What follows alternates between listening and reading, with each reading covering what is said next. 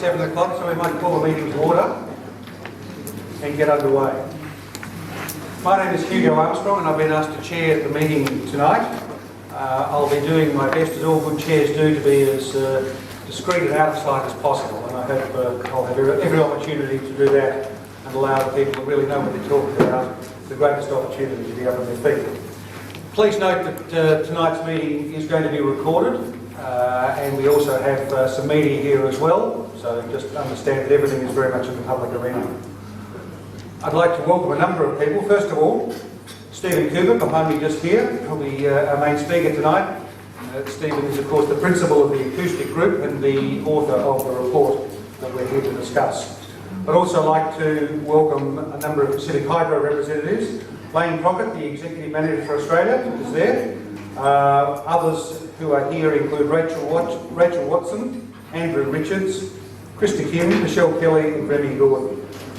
We do have a couple of members of parliaments here. Dr Dennis Napthine, the local member from the Victorian Parliament, the lower house, and Senator John Madigan, who I saw over there before, but where are you, Senator Madigan? There he is, down the back there, down from Canberra, so we welcome you too. We also welcome members of the Consultative Committee who are involved with the genesis of this particular report, and of course the residents directly involved with the study.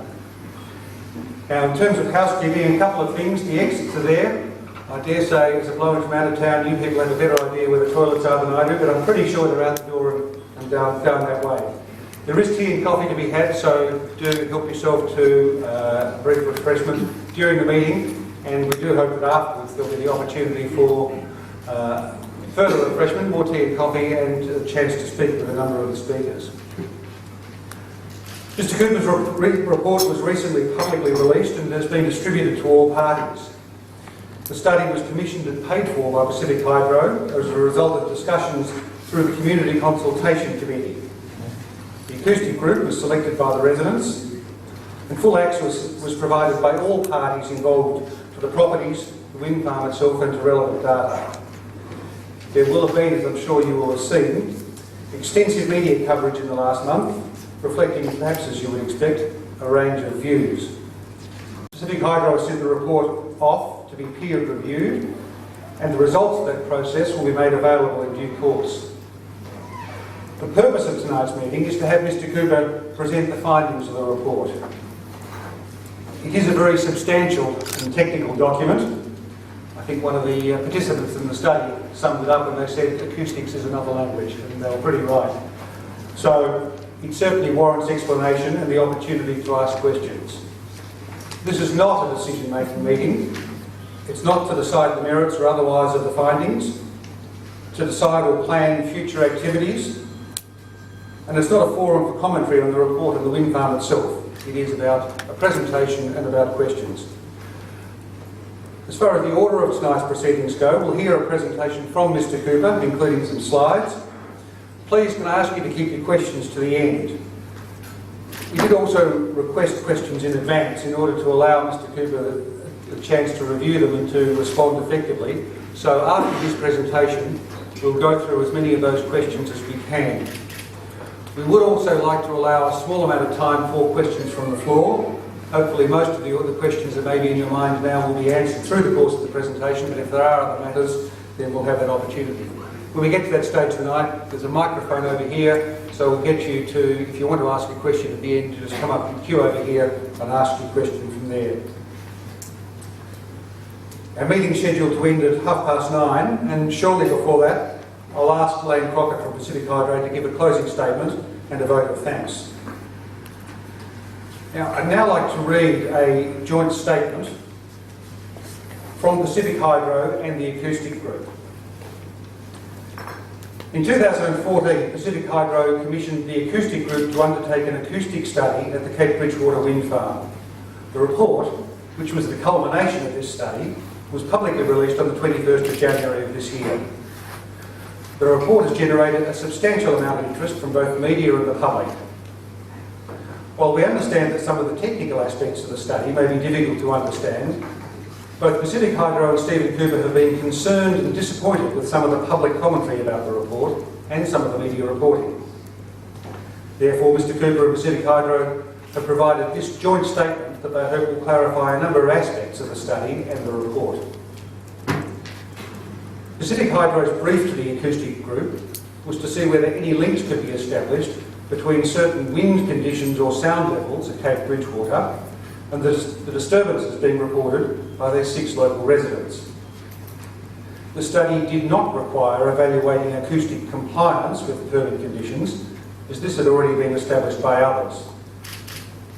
The acoustic group at Pacific Hydro agreed that the study was not a scientific study. They also agree that the report does not recommend or justify a change in regulations. The acoustic group at Pacific Hydro agreed this was not a health study and did not seek or request any particulars as to health impacts. Therefore, we cannot enter into a debate about health issues or health impacts that have been raised in the media and the written questions. We note that a recent National Health and Medical Research Council statement indicates that they will be conducting further work in this area, which may well be an appropriate place for rigorous health research to take place in the future. From the outset, Pacific Hydro required that the study be transparent and acknowledged that the cooperation between the parties was paramount. The study had a limited budget and time frame, which was exceeded. A lot more work than originally envisaged was required to satisfy the brief. The acoustic group was engaged as the sole participant in the study. The draft report from the study was provided to residents and Pacific Hydro before it was publicly released. Both Pacific Hydro and Mr. Cooper agree that the study is a new approach to assessing the acoustic environment as it relates to wind turbines. It involves a number of hypotheses that are yet to be fully tested and contains information that may prove useful as the basis for future study. The study clearly states that no correlation has been found with standard acoustic parameters versus the wind farm, but the report suggests a correlation of some parameters versus wind speed.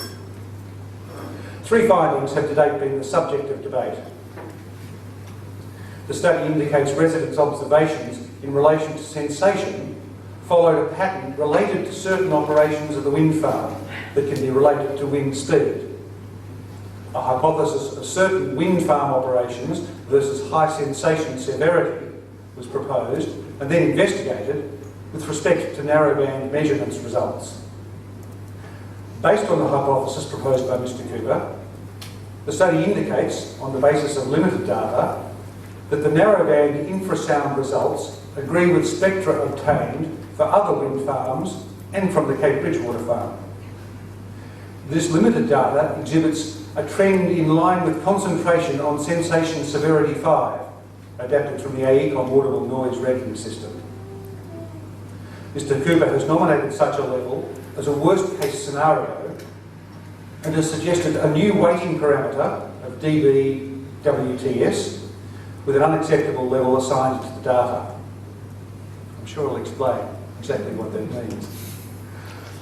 Both Pacific Hydro and Mr. Cooper agreed that the results of the study identify that further study is required to obtain a rigour that would withstand scientific scrutiny, and that would go well beyond the scope of work. Both Pacific Hydro and Mr. Cooper agree that the outcome of the study can lead to further discussion amongst the community, regulatory authorities, planning authorities, other researchers, and the wind industry. This is the point that we're at tonight, and where we'll explain what has been done to date so as to move forward into those discussions. That's the end of the statement. So let's now welcome Stephen Cooper to the microphone to present a description of the project and its findings. I shan't read you his biography or qualifications, as you can find those professional details on the Acoustic Group's website. I'll simply note that, as we've said, the Acoustic Group was accepted by all the parties. As mentioned, please keep your questions till afterwards. If you have a particular problem with a particular term, then I don't mind a quick, what's that mean? But we don't have the time to let Stephen get too far off track in his presentation. There's a lot of ground to cover. And of course, there is the opportunity to ask some questions at the end. So thank you very much. Stephen, over to you.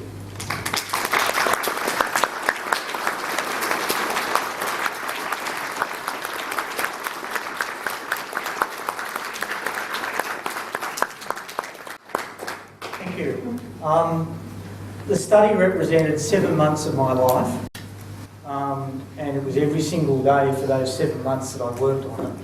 So I too am very pleased to be here tonight to present to the people that have been involved in the study and others that have followed it. How I came to get to this position actually started 2.5 years ago in Portland. I was invited by Senator Madigan and Xenophon to come and talk at a public meeting in Portland, and Lane was there as well, although I did most of the talking, which some people say is usual. After the talk, which was expressing the work that I'd been doing for a number of years at wind farms, I'd been to residential properties, I had found some signals that didn't come up in the general dBA number. And so I had some concepts that were there and I explained it. After the talking of questions that were given through the meeting, I had 2 slides that answered some questions where I thought things were going to go. So we go to the next one. I found that if we wanted to get to the bottom of noise impacts, we needed a 2-stage approach. The first one is a bit like the tail wagging the dog. It started from the acoustic side. See if we can find something that's identifiable as that from the wind farm. And we had 2 parts. One was acoustic measurements, which is what I've done in this case. And the second part was a psychoacoustic assessment. That means people that are trained in looking at how people react to the noise and what it means, they would then have that link. It's been done for aircraft noise and road traffic noise. Now, Dr. Bob Thorne's done that down here at Cape Bridgewater and included some of the same houses I went to. With step 1, then we could move on to step 2, which was a multidisciplinary approach. And what that meant is you have all these different types of doctors. People who are not qualified in acoustics, but they take the acoustic signal and away they go. So it's a concept that I had here in Portland 2.5 years ago. And in late 2013, I got a call from Lane and said he wanted to see me. And I said, wait a minute, you're Pacific Hydro and I've been doing this stuff. And he said, look, we really want to look at this, and you've had a concept which is not dBA, but you've been consistent for a couple of years and we'd like to have a talk. So I didn't have a problem, and we talked, and he conveyed to me that there was a genuine desire by Pacific Hydro to go and look at this. We don't know what we'll find, but would I be interested? So I came down to Portland and then out to Cape Bridgewater, and we went and visited the 3 houses and the residents there. And the we was me and Pacific Hydro. And we talked and we looked at the spots and we found out what was going on. And then that night I went to a community consultative meeting. And I said, look, I think this is what you need to do to get data. Now, and I said then, it's a very good step for Pacific Hydro, and whoever gets the job, because I didn't think it was me, they're going to have some interesting data. Well, lo and behold, 2014, they came back and said, you got the gig. And, well, we got stuck into it. So, if we go to the next one, clarification of the study. Now, some of this has already been covered in the opening statement, but it's very important. And the one that I want to stick to for everybody is the brief. Because there's a lot of people that have put questions tonight and statements in the paper and they haven't seen what the brief is. The brief was to determine whether certain wind conditions or certain sound levels give rise to disturbances experienced by specific local residents at Cape Bridgewater. That's what it was, that's what the consultative committee was told, and it was 6 residents, 3 houses. That's what it's been right from the start. So if you can see the screen, you can read the other bits and pieces about what it's not in terms of what's being assessed. Just when we get down to looking at impacts of quality of life, there's 2 different concepts. There's one that people might think in terms of medical concept, which was outside our expertise, but there's another concept from a socio-acoustic concept. It's outside of my expertise, but that was the stuff that Bob Thorne did. So we didn't have any external peer review. I've got 2 professors and 4 PhDs looking at my report at the moment, doing reviews, and I've got some pretty good statements. Congratulations. I've got some said, oh, the vibration should have been done a bit more, but we ran out of time. And money, of course. And the report says it didn't include the permit conditions. Some people have gone on about that compliance testing. And in the end, it's my opinion that using WTS, we have a concept that identifies a wind farm, and it will lead to what I've called step 2 in discussions. Next. Okay, for people that don't know the area, in some documents it says the wind farm's in 2 different sections. I called it 3, southern end, middle and northern end. There's some expanded views in a sec, but what we actually did is we did a number of things that involved the residents trying out before we started. We had 3 loggers, unattended machines, set out in a row from the southern area, and they ran for a few days to do testing that I'm going to talk about. We had 2 up in the top section, and the houses that are located, House 87, House 88 and House 89. Now 87 and 88 are influenced by the southern part of the wind farm, and so it becomes House 88 and 87. The numbers are that high because there are studies that have used these houses with different numbers. So we went all the way up to get out of confusion, and these are the turbines, and so we have 29, the numbers shift back a bit, 27, 15, 14, 13, and there's a substation put in here. This is the southern end, and so we actually went to turbines, hugged them, said hello, we're here to do some measurements, and that's what we did. Next one. The reason why I'm pointing out the southern and northern parts is that in my analysis I've related power output of the turbines and wind to those turbines. So there's no point saying this is what happens over the whole site when I'm looking at an area, particularly as the weather masts don't necessarily cover what we're doing. For House 89, we've got an ocean out here, and with a westerly, we find that turbine 1 is the audible issue at the house, but on a southerly, turbine 3. So it varies, and you can get on different sides of the house. I'm going through at a pretty fast pace because I've got a lot of slides. You can read all that about the study process if you're quick. The thing was that there were diary observations. Now, the residents were filling out diaries. They tried it before the start, and they would provide outputs from this diary of their observations. They wouldn't know what the noise was doing, and they wouldn't know what the wind farm was doing, so they gave their results. We took noise numbers without knowing the observations and without knowing what the wind farm was, so we got that data on its own. The wind farm, it just kept on operating, and they gave us the data, and they didn't know what the residents were doing, and they didn't know what we were doing. So we got all that data together at the end, and that's how we worked on it. So we had 3 streams of data coming in separately, no interreaction, which there are some questions asking about that.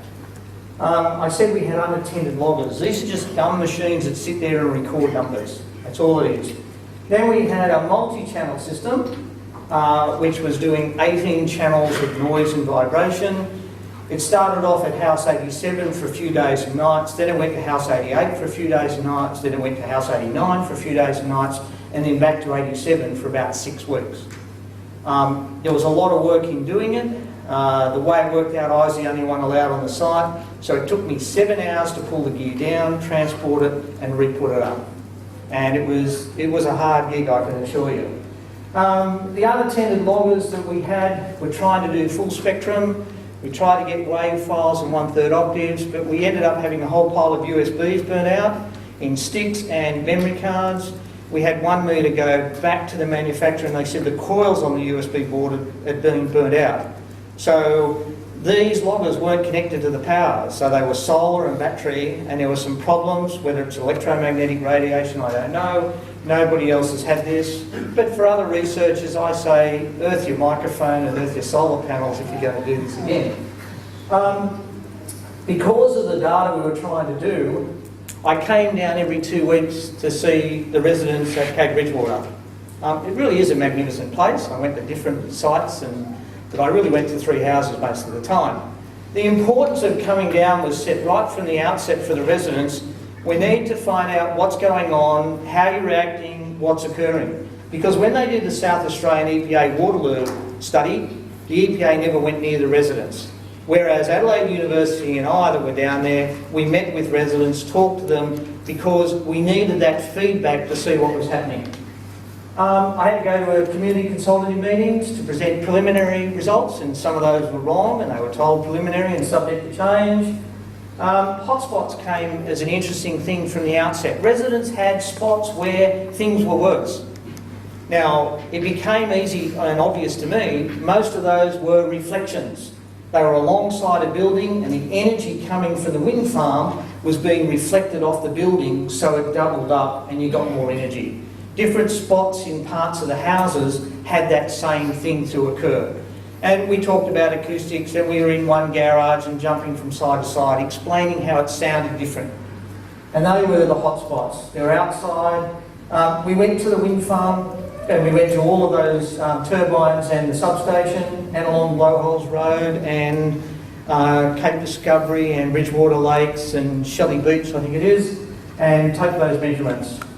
What was really important, and actually has this study standing out from everybody else, is we had complete shutdowns. They were doing high voltage cabling work, and so what happened was that they pulled the power to the entire wind farm.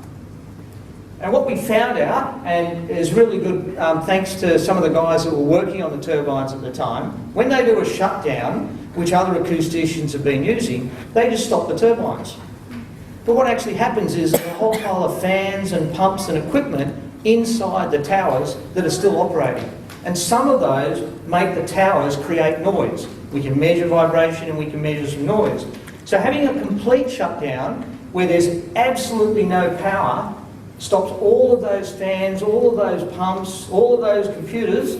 Luckily though, we'll see later, the anemometers were working on a universal power supply, so we got some data. And you've already told about the draft report, going to both of them. The measurement analysis procedure is pretty stock standard. It's been done in lots of other places around the world, and it's more than just doing dBA. We did full spectrum, and we took recordings so we could do an analysis of wave files. Now, people that have looked at this narrowband work, and some of them are there on the list, they too have used this processing and data. So there's nothing really new there. And we had the comparison measurement data on and off, and then we had to look at all the evaluation. 6 terabytes of data is a lot to go through. Okay, propagation of infrasound. People know that I've been talking about the wind turbine signature for a number of years, and the wind turbine signature, not wind turbine syndrome, but wind turbine signature occurs in the infrasound region, and it is the blade pass frequency and multiples of that. We call them harmonics, and they show in the signature. They can vary up and down a little bit, but it's in the infrasound. In Australia, people have presented, in some cases, that infrasound falls off at a certain rate.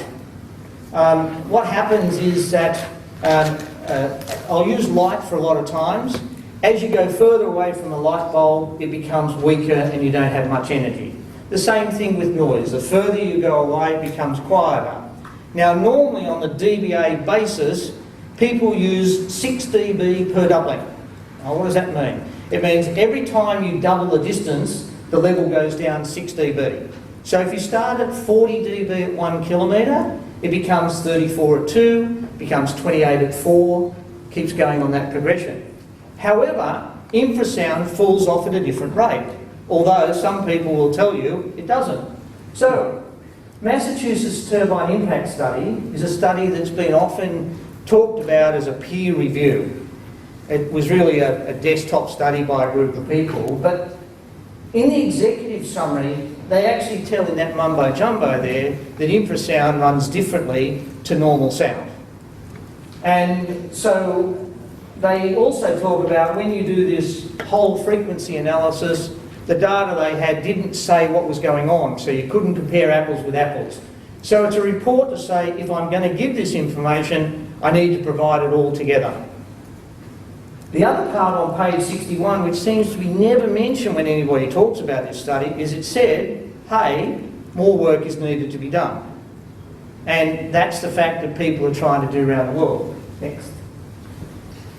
Using the southern section of the wind farm, those 3 loggers, A, B and C, which went out past South 88 and across the Bridgewater, across the road, or the Blowholes Road, sorry, there for a few days, and the data looks at it and they fall along some lines. The green is the furthest one, and it starts to get down into some of the ambient noise levels. Next. Using the turbines, if we first take it as the nearest turbine, we had our 500 metres, 1,002 kilometres. That's an electric fence over there, and I've got Zach trying to get over the fence with me here. But what happens is, it's not the noise just from the nearest turbine, so some of them move back. When we looked at this, for doing the distances, we move them back to a centre, an acoustic centre of 200 metres back. Next. When we did this in the DBA, we got this 6 dB propagation. The yellow lines are 6 dB per doubling, and we've broken it up into different wind speeds, and we can see that it falls off, and this is a downwind configuration. It was just a westerly. Next. However, when we took the infrasound down at 2.5 hertz, and if we take the frequency of 0.8, then that becomes the third harmonic, it's not 6 dB per doubling, because the 6 dB is the yellow lines, and these graphs are not that. So we've got a different rate which is lower, which what other international experts have found. Next. When they monitor around the world for nuclear explosions, they actually have people that do this full time. They have massive grids of vibration detectors in the ground that are like 10 kilometres by 10 kilometre grids, and they've got infrasound microphones. These guys have been doing it for a while, and they do know what they're talking about. That's probably light years ahead of what we were doing when we started. But here's a group of people that look at the infrasound, and if we take the line here and we say that that's 63, and that's 1 kilometre, if we come back here, which is twice the distance, then if it was 6 dB per doubling, sorry, if we call that 68, it would be down here. So the curve says to me, and a few other acousticians around the place, that that's not 6 dB per doubling. Next one. Well, these guys go to great conferences. Look at that, Tahiti. This graph actually is a good graph for everybody to understand, because what it shows is that when it's the green line is no wind, nothing's going on. None of these peaks. When we go to the red, it's doing 20 RPM, and we get these peaks. There. And when we go up to 26 RPM, we get the peaks, but they shift up because it's got a greater speed. And this is the wind turbine signature. And as I said, it's Portland, not in Tahiti, but I'd like to go there next. Okay, we tried with the residents before it started, tried the South Australian EPA questionnaire that was done. And they came back and said, look, this doesn't work. It's got holes in it, it's ambiguous, we don't understand some of these things. So we got a different complaint methodology, which has been used for a wind farm noise, and they provided a ranking 1 to 5, and the residents said, yeah, that seems to work better. And when we talked about it, 5 was a severe impact. Well, what they did is said, look, we think 5 is when it's so bad we've got to leave our houses. So 5 in their concept was leaving their houses. 5 in this concept is physically harmful, and you can read what it says. And that's very important if we're trying to look at whatever we're doing to protect people. Next. If we took the classifications and changed noise to vibration, or changed noise to sensation, then that's the way that the study worked. So we had 3 different groups of their expressions of what they would do. And sensation came from the people of Waterloo in that study, because in May 2013, in taking measurements of houses, I had this view that there was something that they could detect. They couldn't see the wind farm, but they could tell me that it was on. So I sort of hounded these residents when I was there, tell me, can you feel it? Tell me. And in the end, they could walk out of the room and just wave their hand, yes or no. And what I found was that there were certain frequencies and levels at 4 and 5 hertz in narrow band, about 50 dB, seemed to be when they could notice it. So I had a concept of feeling. And this is what I brought to the residents and said, look, over in South Australia, they actually have what they feel, and we'll call it a sensation, and these are the things that occur. They all looked at it and they said, yes, that actually fits what's going on, and we shouldn't have been complaining about noise, because really what we've been getting is sensation. So for the residents and for us looking at this, matter, that was a pretty important function to occur. Going through the notes and what the residents have written from this study, I had to do that in answer a question, I would be adding to sensation, pulsation and fatigue, because it appears amazingly a lot of times. Next. All right, we had a lot of trouble about how could we get across the residents' observations in a format that could be understood. We tried lots of things, and in the end, this is the way we did it. Arrows that go, blue is noise, green is vibration, and red is sensation. And in the arrows, we put the number of the severity. And so this is 2 houses, same day, and there are 4 residents that are putting input into this. The one's going down, and the one's going up. So in this graph, we've only got a few for one person and a lot for another. Over here, we've got a few for one person and a smaller number for the other. Now, they're not always at home, so that gives us an answer. And so we can cut off another question later. This stuff, when I talk in a little bit more detail, is a shutdown. And there's no power coming out of the turbines. There are sensations that are recorded, and they're recorded because I asked the residents to try and do this on a 1 or 2 hour basis and put what's going on. So yes, they're talking about some noise or talking about some sensation, but if you look at it, it's of much lower value than what happens when the turbines are operating. Because when we started, the residents were doing the diary, we got the results, which actually led to the hypothesis, and they were only reporting changes. And we looked at it, and I'll explain shortly how we got to that point. We found that they were only talking about changes. That's when they wrote it down. And we said, sorry, we actually want to get this continuous logging. And other researchers in doing their studies about noise from wind farms didn't realise as well that residents were only putting down changes. So I spoke to the residents in Waterloo in the EPA study and said, is this what you're doing? And they said, yes. We didn't know we had to do it all the time. So for people doing the studies in terms of wind farms and socio-acoustic work, that became an important finding. Next. Okay, we took all this data, masses of data, and we were trying to look at different curves that are used. And what happens is, for acousticians, they will see immediately that this is a dBA curve, the orange one. It wipes out all the low frequencies, which is why it's pretty useless for looking at impacts from turbines. The blue one is a dBc. These are filters that are applied. The red one is dB linear. This is a dBg, the green one.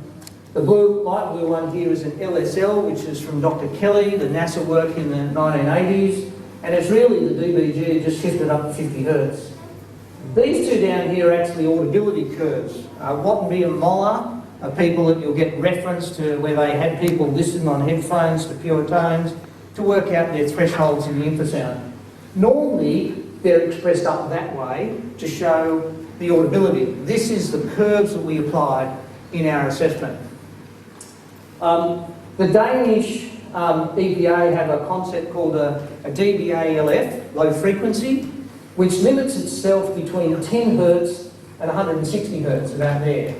So it's looking at low frequency noise. So we did that, but we also might have dBc, and it'll go to 10 hertz, and then dBc extension goes down to 0.8 of a hertz. So we did all that to try and develop what was going on. How are we going? Okay, this is a bit of the nitty-gritty about how we tried to do it. Because we have access to the wind farm data, we have the wind speed that comes from the turbines. This is House 87, so this is the southern part of the turbines. We only use those 17 turbines, we forget about the rest of it, and we can see what the wind is doing. We can see what its direction is doing, and we can see what the output power is just for those 17 turbines. I think this is a better way for the wind because the wind mast is at one spot, and if you go and stand on that wind farm, you'll find turbines are operating at different speeds and at times pointing in different directions. So we took the arithmetic average of the 17 wind turbines for our data for the southern end, and for the northern end we took the average of 5 wind farms, turbines. Now, what happens is we get some changes. This was the way that we plotted it. And when we looked for some changes, we got a 5, and we started looking. And what I told the residents at the consultative meeting, I was working on patterns. I had an entire wall plastered in A3 pictures of these, looking for what the patterns were. And what happened is, we got this information that stood out to tell us what's going on. If I change over to this side by using the data, because that one's all just dBA, and you don't really see much that goes on. In this, we tried, this should be a dBg, if I'm reading correctly. This one is a dBc extended. This one is a Danish dBALF, and this is an L90. Now, the L90 that comes out of the meter inside the bedroom of this house says stuff all because it's reached the noise floor of the meter. When you get to this type of work, you've got to have really good gear, not go to your Tandy store and buy a sound level meter type thing. And so this is calculated out from the data, and we thought in the early stage that dBA was following the turbines. Okay, now this is where we got into it. People have asked the questions, how did we find this hypothesis? Well, we had the 4s and we get the 5s and we get the changes, and we look for what's going on. Because we've got the data and nobody else has had this before, we could expand the view. So we've got problems where there's a sensation increases. The dBA won't tell us anything. But what we do is that we can blow up the wind farm power and we can blow up the wind speed. And this is actually pretty low power. And we can see that the wind speed, and if you take it 5 metres per second they cut out, it actually went below it. And so we can see that there's a change in the power. We can see here when we get another one, it's going up and down quite significantly. So that's how we came up with the hypothesis. Low wind speed, change of 20% up or down, and high wind speed. Okay, I've just said that not all the turbines operate the same way. Here's 3 of them, or 6 of them, but these are the 3 being the nearest to house 88 and 87. And what happens is, if you look at it, it's relatively low speed, it's the early hours of morning, we had some sensations that occur, and they're not all operating. They're not the same. We look at the power output, they drop up and down. We look at the wind speed, they drop up and down. One even sort of goes 360 degrees turning. Over here we've got another group, they move around. Next. 10-minute sample on one day of what the wind speed average is doing at each of the turbines. They're not all pointing the same way. So obviously the coast is having an issue of affecting it, but some are pointing at different areas. If we've got a focus of the wind farm, then we can see that some of them are pointing at houses and some aren't. Next. Okay, this is the part that I will slow down a bit. This is the on-off testing, and this was the key to what we were looking at. Because people are being criticised about not having on-off testing. Or some people have criticised Adelaide University for doing testing for one lot of period, then 2 weeks later when there's a cable outage doing that testing. We had complete shutdowns, and I want to go through this and show you how the data in there allows us to look at these things. We have that the wind farm is operating. Here's its wind. This is down the southern section, and we have its wind direction. And what we have is that around about 6 o'clock, they said, okay, we're going to stop the wind farm. They didn't stop it instantaneously. It dropped off a little bit, so these turbines came off. So this is the point where we've got 0 power output of the wind farm. Absolute zilch. We've got all the data. They gave us all the listings for individual turbines, so we know positively that's 0 because this is their data we plotted. This is the wind information. The wind information kept on going for about another hour because it had a UPS supply. So it was absolutely fantastic because we now know what the wind is, speed and direction, prior to and after the shutdown. So if we want to do any testing or evaluate the data, if we look before and we look about after, it's under the same wind conditions at the same spot. And that's what people haven't been able to do before. Startup is a little bit of a problem because we don't have the UPS and they hit the power and away they go. Next. Okay. This is if we take sound, or if we take light and we pass it through a prism, it goes into different colours of the rainbow. Well, we can do that with sound and break it up into different frequencies. The dBA just covers everything, and in acoustics a lot of times they go down to 1/3 octaves. Those that play the piano know what an octave does, and so you look at 1/3 of it. And what we have is both outside and inside, we have on-off. The blue is off and the red is on. And on a 1/3 octave basis, you don't see any difference. And this is a problem because it's not looking in at this good enough resolution. You can't tell because in actual fact when it's off it's louder in these frequencies, and that's because of the wind. On-off here, not much difference. However, if you go into this narrow band information, then it becomes easier. We're only looking up to 25 hertz. For those that operate with motors, 25 hertz, you just multiply by 60 and you get RPM. So 20 hertz will be 1200, so you've got an idea of it. Here's the signal that's down here, on, off. This is only like 45 minutes apart. This is repeated day after day after day for the shutdowns. Next.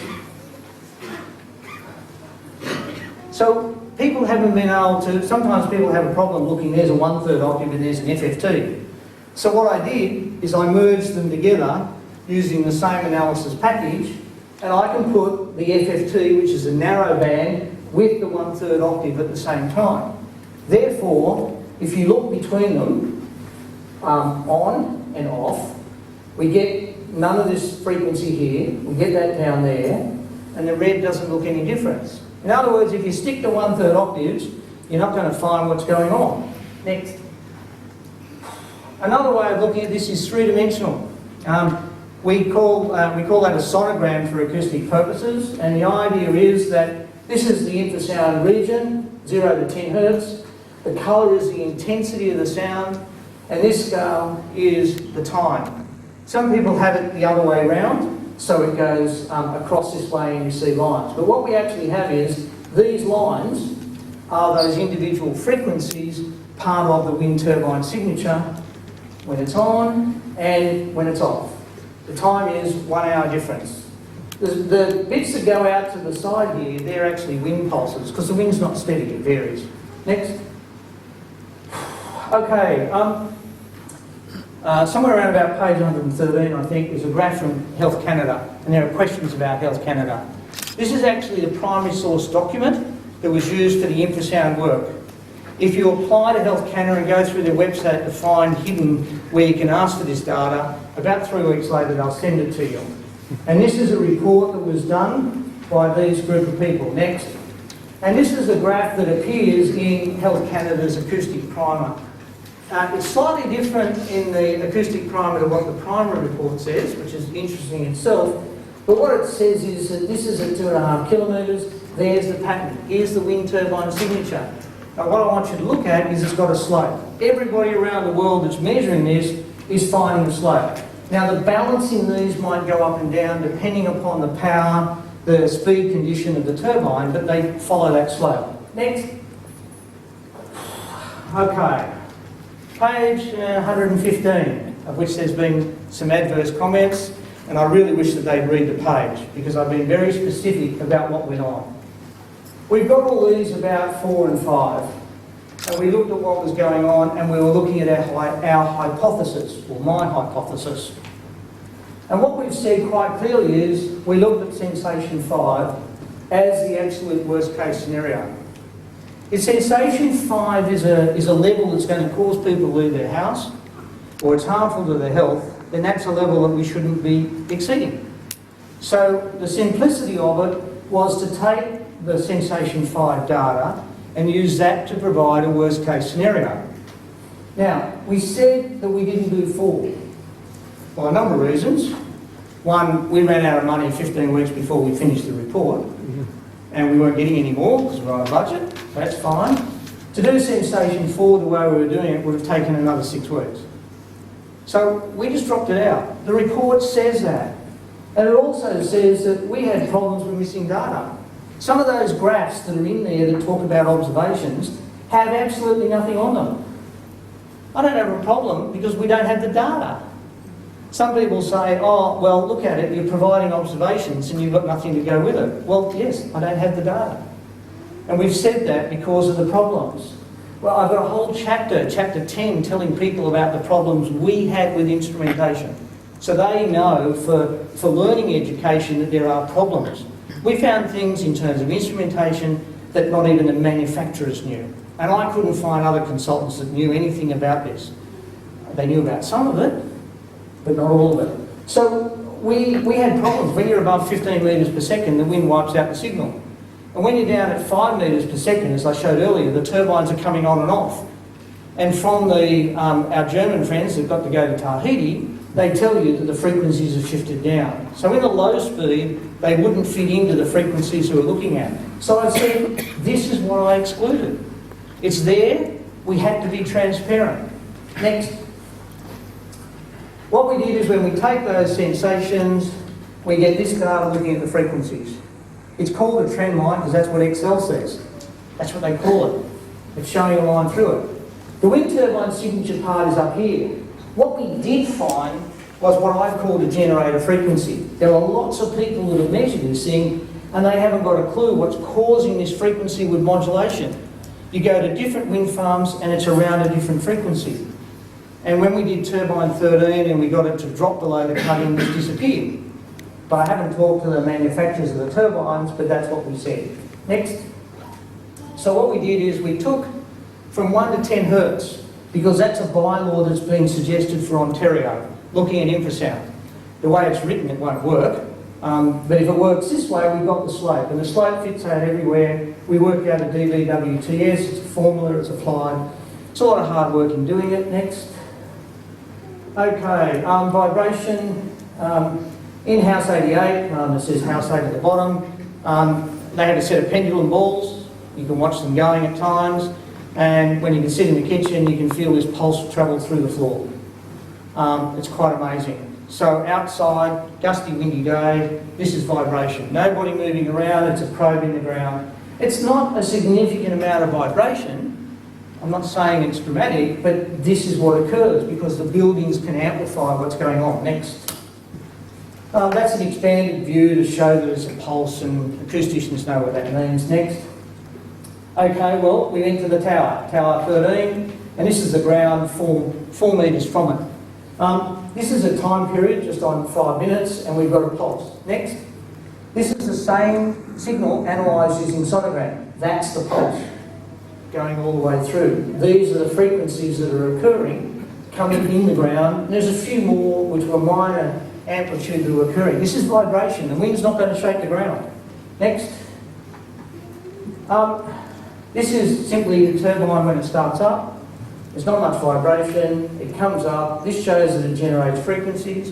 It actually takes a while to settle down, but there are frequencies that you can measure associated with the turbine. And we had the advantage that it was off, went up the road and saw a line hanging back, which meant there was a maintenance crew there. We got permission to go on the site and say, can I go and do the measurements? And that's how I found out about all the fans and all that sort of thing. Next.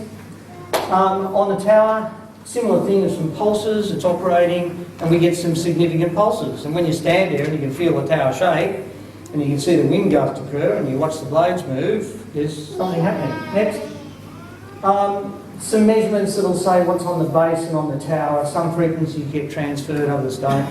Next. Okay, this wasn't me. I didn't get a trip to go to the Mojave Desert. This is for an American standards committee, and there's a whole pile of people looking at windscreens and what could occur. And they've got a, by the way, when we talk about a ground plane, it's a microphone over a board with a windscreen. These are normally elevated. Next. This is out of the draft standard that was issued at Christmas. The red parts are circled in that this is just talking about the wind. Out in the Mojave Desert, there were no turbines. The purpose was finding out what can occur from these meters. You get a straight line of wind, dBA and dBc, but the curves at the bottom marked in yellow, that doesn't mean that the noise flattens out no matter what the wind does. No, that says the instruments aren't good enough to measure down low enough in their level. They've hit the noise floor of the meter. This is a thing that we and other researchers have found, and therefore it's cost us a hell of a lot of money to get instruments, microphones, preamplifiers to get down there. Microbarometers, which are a pressure detector, don't have this problem. Next. There's a whole pile of stuff about curves that can go wrong. In a conference in Denver, I put to the entire audience who could tell me what the tolerance of the Z-weighting curve was in that standard. Not one person could put their hand up. And I was a bit shocked when I told them, at this point here, you can go 3.5 dB up and minus infinity and it'll still be a valid answer. So if you can drop off all of this because of an instrument, then how can you compare apples with apples? And we had a problem that we've got two different types of meter from the one manufacturer with the same information in the manual, and one has the curve applied and one doesn't. And that's what caused me a problem in the preliminary work. Next. Okay, if you do the narrowband results, you can do greater resolution. There is no standard about what we use. I took up some stuff that's general acoustics, number of lines, then the resolution becomes better, becomes more precise, more data, more time consuming in terms of the analysis. Next, viewing the information. I'm nearly there now. If you work in terms of this low frequency area, people that deal with machinery work on a linear axis in their frequency, and acousticians work in a logarithmic or constant percentage.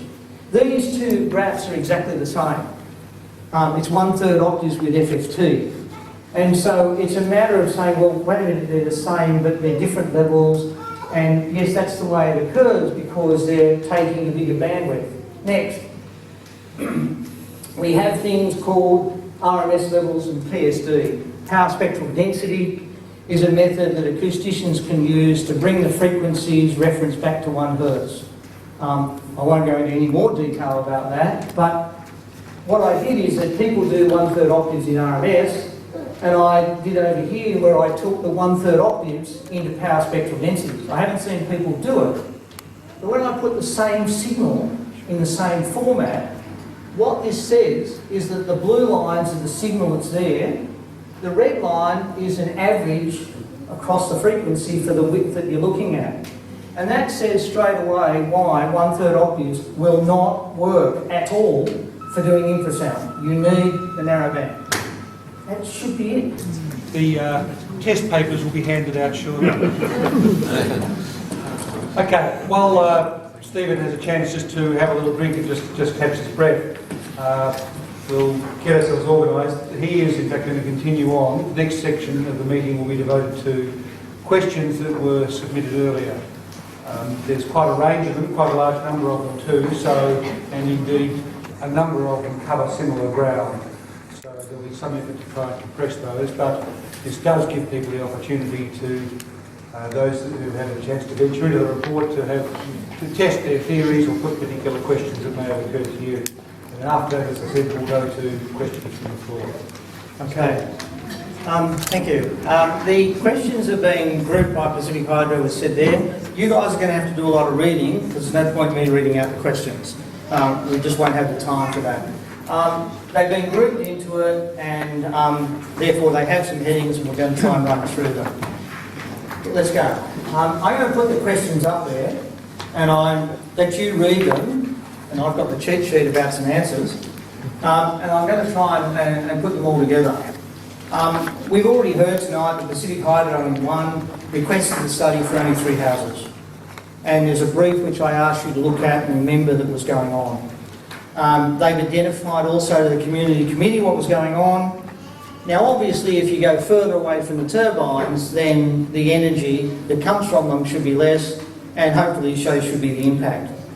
If you compare the properties down to the surf club, which there is a measurement down there at night after one of the consultative committee meetings, you'll see that the levels are significantly lower than what happens at the test houses. If you go along Bridgewater Lakes, for the people that are down here, and you go along that road, the road to there are parts where the topography shields it, that is the hillside, you have no direct line of sight, and obviously if you can't have a direct path to it, then there will be a reduction. So if you want to think of a torch, this is a flashlight, we turn all the lights out and I shine it, then you'll be able to see the torch. But if I put this in front of it, the torch will reduce. There'll be a bit coming over the top, but you won't be getting the direct force. So that's the sort of concept that topography in an area can do. The problem with low frequencies is they're really good at bending round the hills and that, so you still get some energy. In terms of number 2, well, we've already said that it wasn't a health study, and that's quite specific. Now, in terms of the residents' diaries, I didn't tell them to record health stuff. I told them to record sensation, vibration and noise in a category of 1 to 5, give me the date and give me the time. I did have on the second page that if they wanted to, they could describe what was going on, the weather or any of their health things, and some people could give blood pressure. I didn't ask for it. If they wanted to put it in, then that's what occurred. In terms of our analysis, didn't look at any of that stuff, just went through in a very clinical manner of looking at the 1 to 5s. And it's only for the questions for tonight that I start to look at some of the observations, and I'll discuss that later. Now, the residents were in the appendix, there's an appendix there, I think it's M, if I got it right, they put their own comments. They were part of the study and they wanted to put their comments. And so if they've mentioned matters about health and what was going on, it's them, it's not me, it's not from the study results. Now there was a question there. No, I didn't tell the Australian that there was anything related to health effects. There's a big question later about the Australian, so we'll come back to that. 3, the balance exercise testing. No, it wasn't with the scope of work. I think people need to look at it. I observed one of the residents opening a gate for me, stood up and was actually unstable. It's a power observation. Residents themselves who were trying things on their beds, trying to turn around at 90 degrees, whether it was better. They were talking about when they were sitting up, it was different to sitting down. So there were things that they were already doing as part of the exercise of themselves trying to work out what was going on, and said, well, would you like to try this and would it be any difference? Now, and in some cases, irrespective of the balance exercise, which only went on for a little bit of time, some residents went there, experienced the turbines and disappeared and felt crook for a couple of days. Nothing to do with the balance exercise. So if we go to page 164, I'd like people to read this and I put it in red. That's how the stuff got in the report about the balance exercise. It says that it's there, bending over, and the residents requested this for the benefit of the researchers. I got Professor Dickinson in New Zealand over the moon about the balance exercise because it's a subject he's been looking at for a number of years. And so that is actually quite good. Now, there was originally a suggestion of doing some medical studies with the original study as part of that, and the answer was no because we were just looking at this investigation. Next one. Did the residents know when the wind farm was shut down? Well, certainly not from me and not from Pacific Hydro. But if they walked outside in the day, it would be pretty obvious. If you went out at night for House 88 and 87, well, if the moon's out, yes. If the moon's not, you've got a bit of problem seeing it. House 89, pretty easy to see because the nearest turbine is 650 metres away, and particularly if they're making a noise. If they're inside the house, well, if they don't look outside, they won't know. And I mean, that should be pretty obvious, and I guess it's a bit of a dumb question. Next. A-weighted levels. Okay. I've said here that this is an involved question, and so I'm actually not doing it in that order. I'm going to start with the compliance issue. You've already heard that Pacific Hydro said we're not doing compliance testing. So they've got reports about it, so I'm not involved in those reports. This report was specific to the 3 dwellings. And what happens is at one point in the report, I actually state that for an exposed location, subject to the environments, there was no difference. Let's go next. So what happens is that you can look at this yourself in that this is another one of these shutdowns that we had. And what I've done is I've got 6, 8, 12, 4 and 8. That's what the arrows mean, and they're the lines. Now on a DBA basis, you've got a bit of problem about working outside, whether you can tell whether the wind farm's on or off. I mean, we had trouble, so I guess you guys might have trouble, and certainly inside the house where it's a flat line, you're not going to find anything because the meter's not measuring low enough. Next. Okay, if we go to 1/3 octaves, we've got this being 6 and then 8 o'clock, and the background level is the green line, And so if infrasound is from here down, or way over here, if you've got a good eyesight, the dBA level is over here, there's stuff all different, and you have trouble working out on that spectrum on a dBA basis any difference. Next. We then have 12 and 4, this is outside, because that's normally where, for wind farm assessments, they do the work. Not much of a difference. This is the wind and causing other noises to lift up in the frequency. The blue's an LEQ, an energy average, and the red's an L10. Level exceeded for 10% of the time. These are all 10-minute samples. Next. So we get the 4 and 8 between on and off. And if we look at the background levels, which is the way they work out these regression lines, there's stuff all different that I could tell. Next. However, if we go back to the FFT, and we now look between 6, 8, 12, 4 and 8, can anybody see what's going on that when it's on it's a little bit different? That's what it's all about. Next. So we do inside the bedroom. Bedroom has a couple of resonances. Don't have a problem with that. That means it's got some echoes in itself. Next. No real pattern that you get. Still keep going. We call this, go to the next one. And we get FFTs. Can anybody see the pattern again? It's all about patterns. If you look at the 6 o'clock one and you look at the 8 o'clock one, there's a signature here and there. It's not there, it's not there, and it's not there. That's the wind turbine signature. You won't find it in dBA because it's too low. Now, okay, the next one. Next, sorry. Okay, the regression method that they use, because the question is about compliance, looks at taking data over something like 2 weeks and doing L90 levels and then plotting it versus the hub height of the wind. The wind speed of the hub height. I'm getting a bit mixed up. Now, what it tends to do is it takes an average line through there. That average line is an average. In environmental acoustics, we normally look to see about a noise level reference to the background, being the repeated minimum level.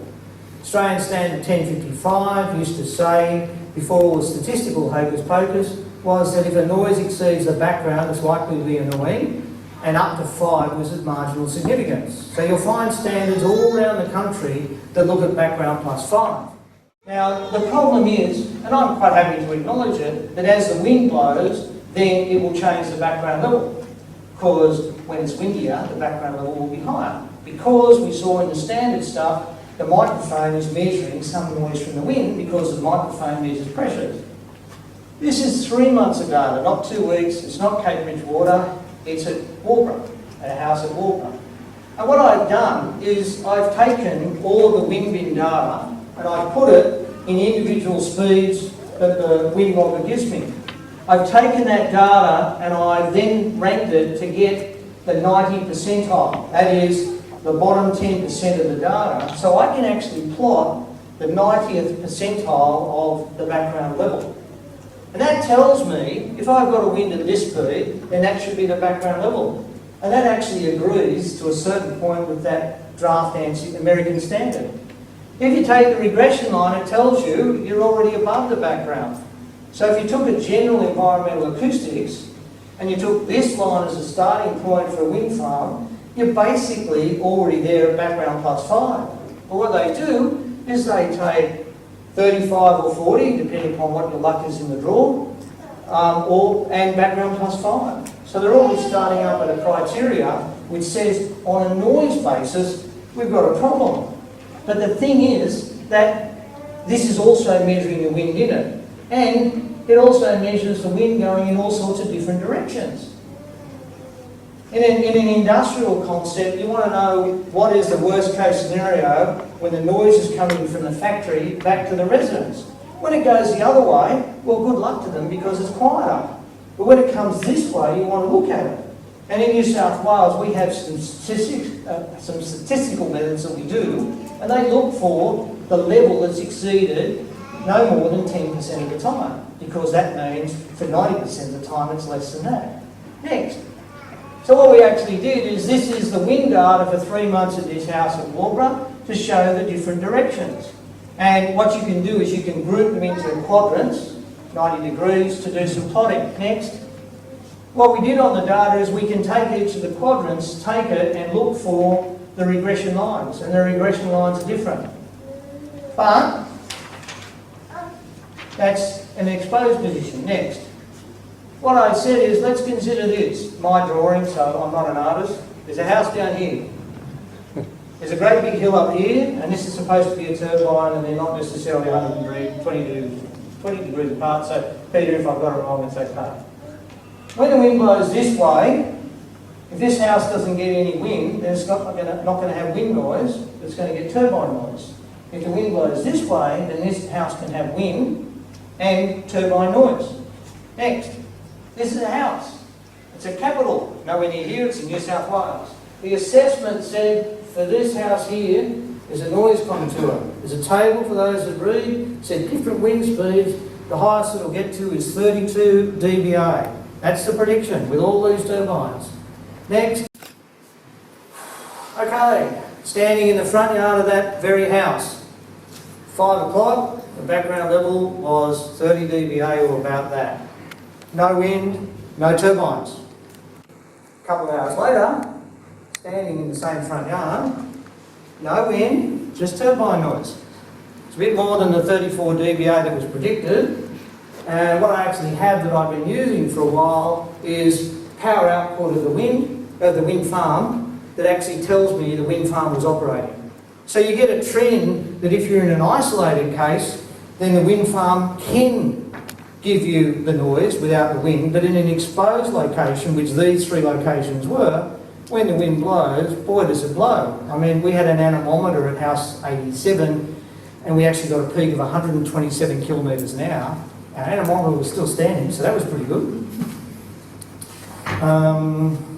So, the problem is that there is an issue in the regression line and you can get measurements of it. So, there's also a matter that you're trying to do a noise information as an LEQ, which is an energy average, and they put an increment of maybe 1.5 dB to the background levels.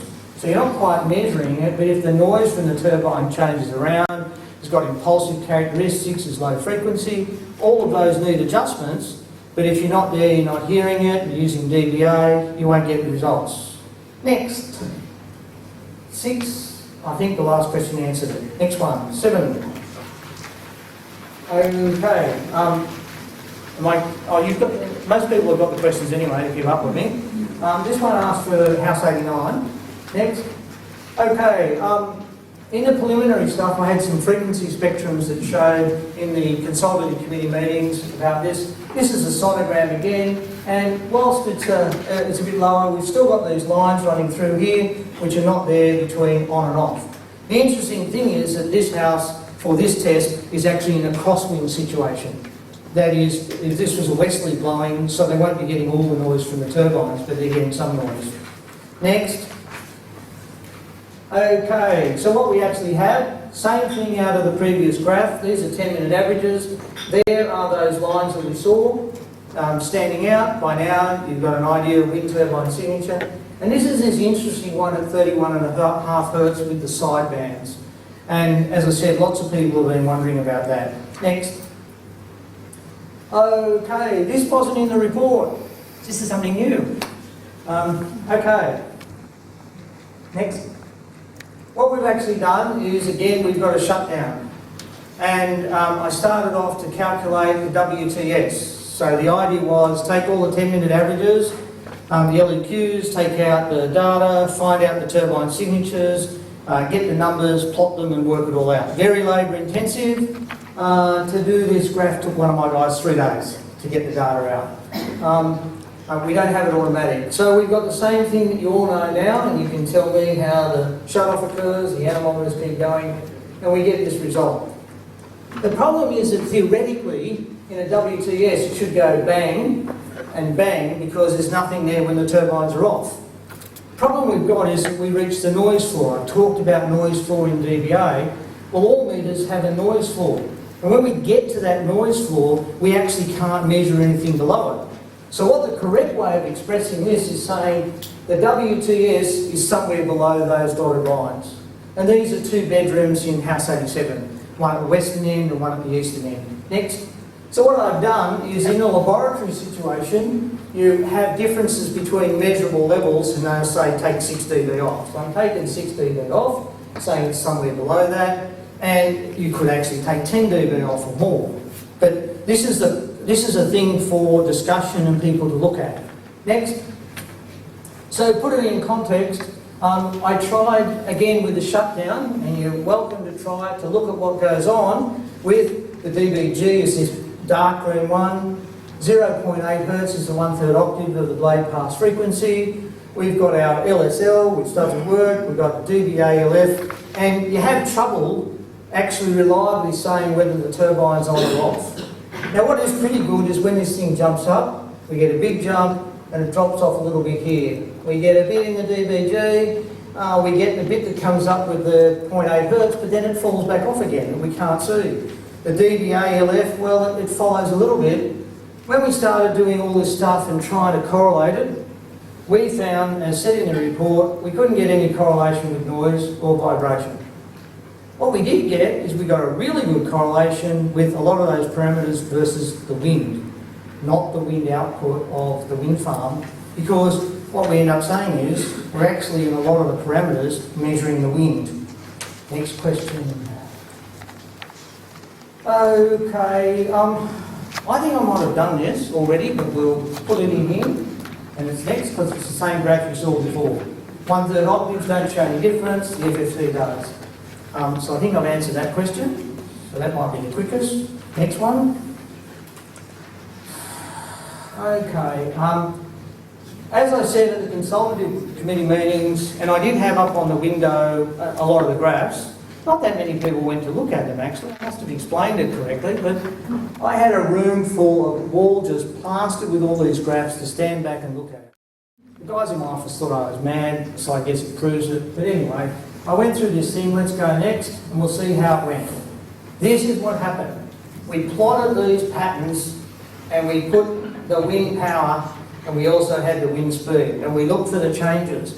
And as I said, in the early stages, the residents were reporting changes. And actually, luckily for me, that was good, because I found out what was going on. When I came back to them and saw them individually, said, "You're actually only writing down changes." They said, "Yeah, well, we only noticed the changes." And I said, no, I need to have this continuous. So therefore, the graphs later on have lots and lots and lots of arrows all the way through. Now that caused a lot of effort on these residents, which they have to be thanked for the incredible work that they did, because it keeps on going. And we know in South Australia a lot of them gave up because it just took so much out of them. But at least we had some methodology that was a bit better. Next. So what we did is that, I've already explained, we took the view on the hypothesis and we expanded these views, and we can only do it because we had the data. Nobody else can do this by looking at Paul Miskelly's website and getting the power output. It's not in the resolution that you need, and you don't get the wind information. Next. Okay, this is a touchy one. I showed earlier page 115, and this question does not actually represent what was on page 115. Now, the first part of the study, we found certain wind speeds that related to the high levels of disturbance. The brief was, relate certain sound levels and certain wind speeds with disturbances reported by the specific local residents. I've read it so many times that it's, I know what it's trying to say. Now, we did that. The second part required us to determine certain sound levels. Now, we tried all the DBAs, we tried the DBCs, the Zs, we tried the LSL, and all of those things just didn't work. So ultimately, when we got to the FFT, we could see the signal was there. By doing the on-off, we could prove that the signal was there. So what we weren't doing is, we weren't looking in the study about introducing something that was going to create a new impact. No, the study was looking at what was there and related to the disturbances. The disturbances were cited by the residents. Now, I've already said that sensation 5 was bad for them. So, what we did is we took 5 of them. Now, I said that if you had a drug tile, right? And if, say, 6 of those people got hospitalised or died, you'd be a bit worried about the drug trial. Now, we aren't looking for anybody to die or be hospitalised in terms of it, but the seriousness of having a point where people leave their homes, physically leave their homes or want to leave their homes, is a serious adverse impact. So if we can work out what the adverse impact is, then any criteria that can be done by other studies and looking at more data, that'll set the threshold level further down. Now, one of the things to be aware of for people that are writing some of these questions, when we deal with audible noise, the general concept is if you go up 10 dB for the same noise, it's subjectively twice as loud.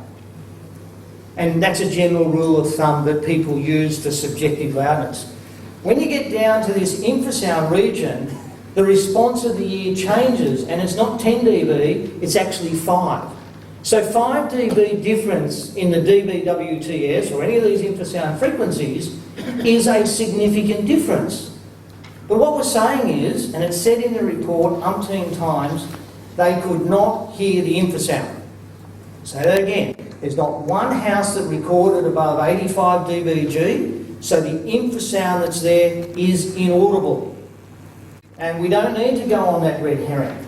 So what we did is that if the WTS is there when the wind farm's operating, and it's not there when it's off, and we did the test an hour and a half, so I can't be criticised of mixing up the data and doing Friday versus Sunday, then we've got a pattern that allows us to tell what's going on.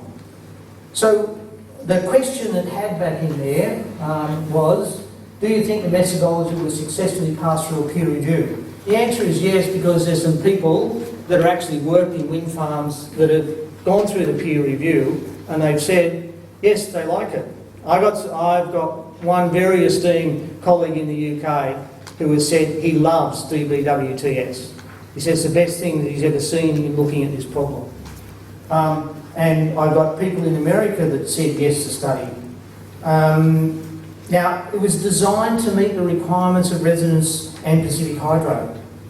And now, Pacific Hydro are getting some peer reviews. Well, I've got 2 professors and 4 PhDs reviewing it.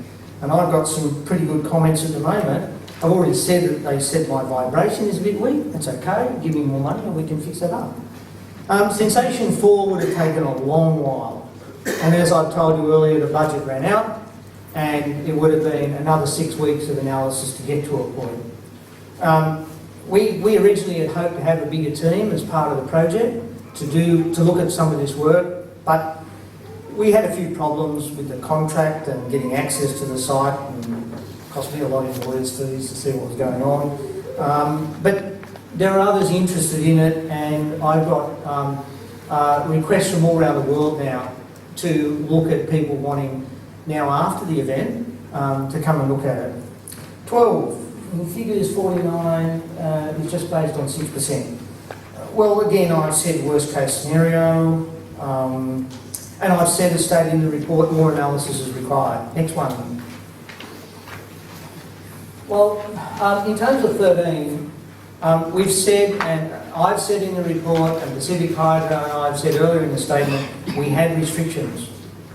So to determine the second part was said, find certain sound levels that relate to the disturbances. The disturbances are what the residents gave me. We found certain sound levels and we went for sensation 5, and as I've said earlier, we expressed the limitations. In a socio-acoustic study, so for example, we had one of the biggest studies in Australia was in 1980 for the aircraft noise, which resulted in what's called the ANEF, Australian Noise Exposure Forecast. It was done by the National Acoustics Laboratory. At that time, they were the premier organisation for doing this work. Psychologists, acousticians, a lot of survey people, they asked all the questions, found out what was going on. They had noise levels and they worked out noise levels that related to the percentage of people highly annoyed or highly disturbed. And that graph that goes up is called a dose response curve. The National Acoustics Laboratory tried all sorts of different acoustic parameters to match with their data. And they finally came up with the ANF, which has a different weighting to the American system, and it relates to Australia. So you only get a small percentage, because most of the studies that you do and set the criteria by regulatory authorities is protecting 90% of the people 90% of the time. So if I've got a small sample in terms of the survey results, okay, I'm less than 10%. That's all right. Come down a bit from my work, and you're not too far away about where that 90 percentile, which is the top 10% people annoyed, come to. But I'm not doing the statistics, I'm just the noise guy. That's all I was doing, measuring the noise. 14, well, we've already done about that. Look, if we'd been able to do a research project, yeah, that's fine, but Pacific Hydro just didn't have the money. And I guess it's not their responsibility. Now, we, to enlighten us, I think we've understand the data. I've said about why Sensation 4 was not done, the amount of time. I think I've covered about the analysing of the data, but what we actually do in the WTS phase is we take the 10-minute wave files, we run them through our program called Reflex, we do an LEQ, we get the data that's there, then we manually took out all those frequencies, put them in a spreadsheet, worked them all out, we went through the observations that the residents gave to work out where their 4 and 5s and 2s were.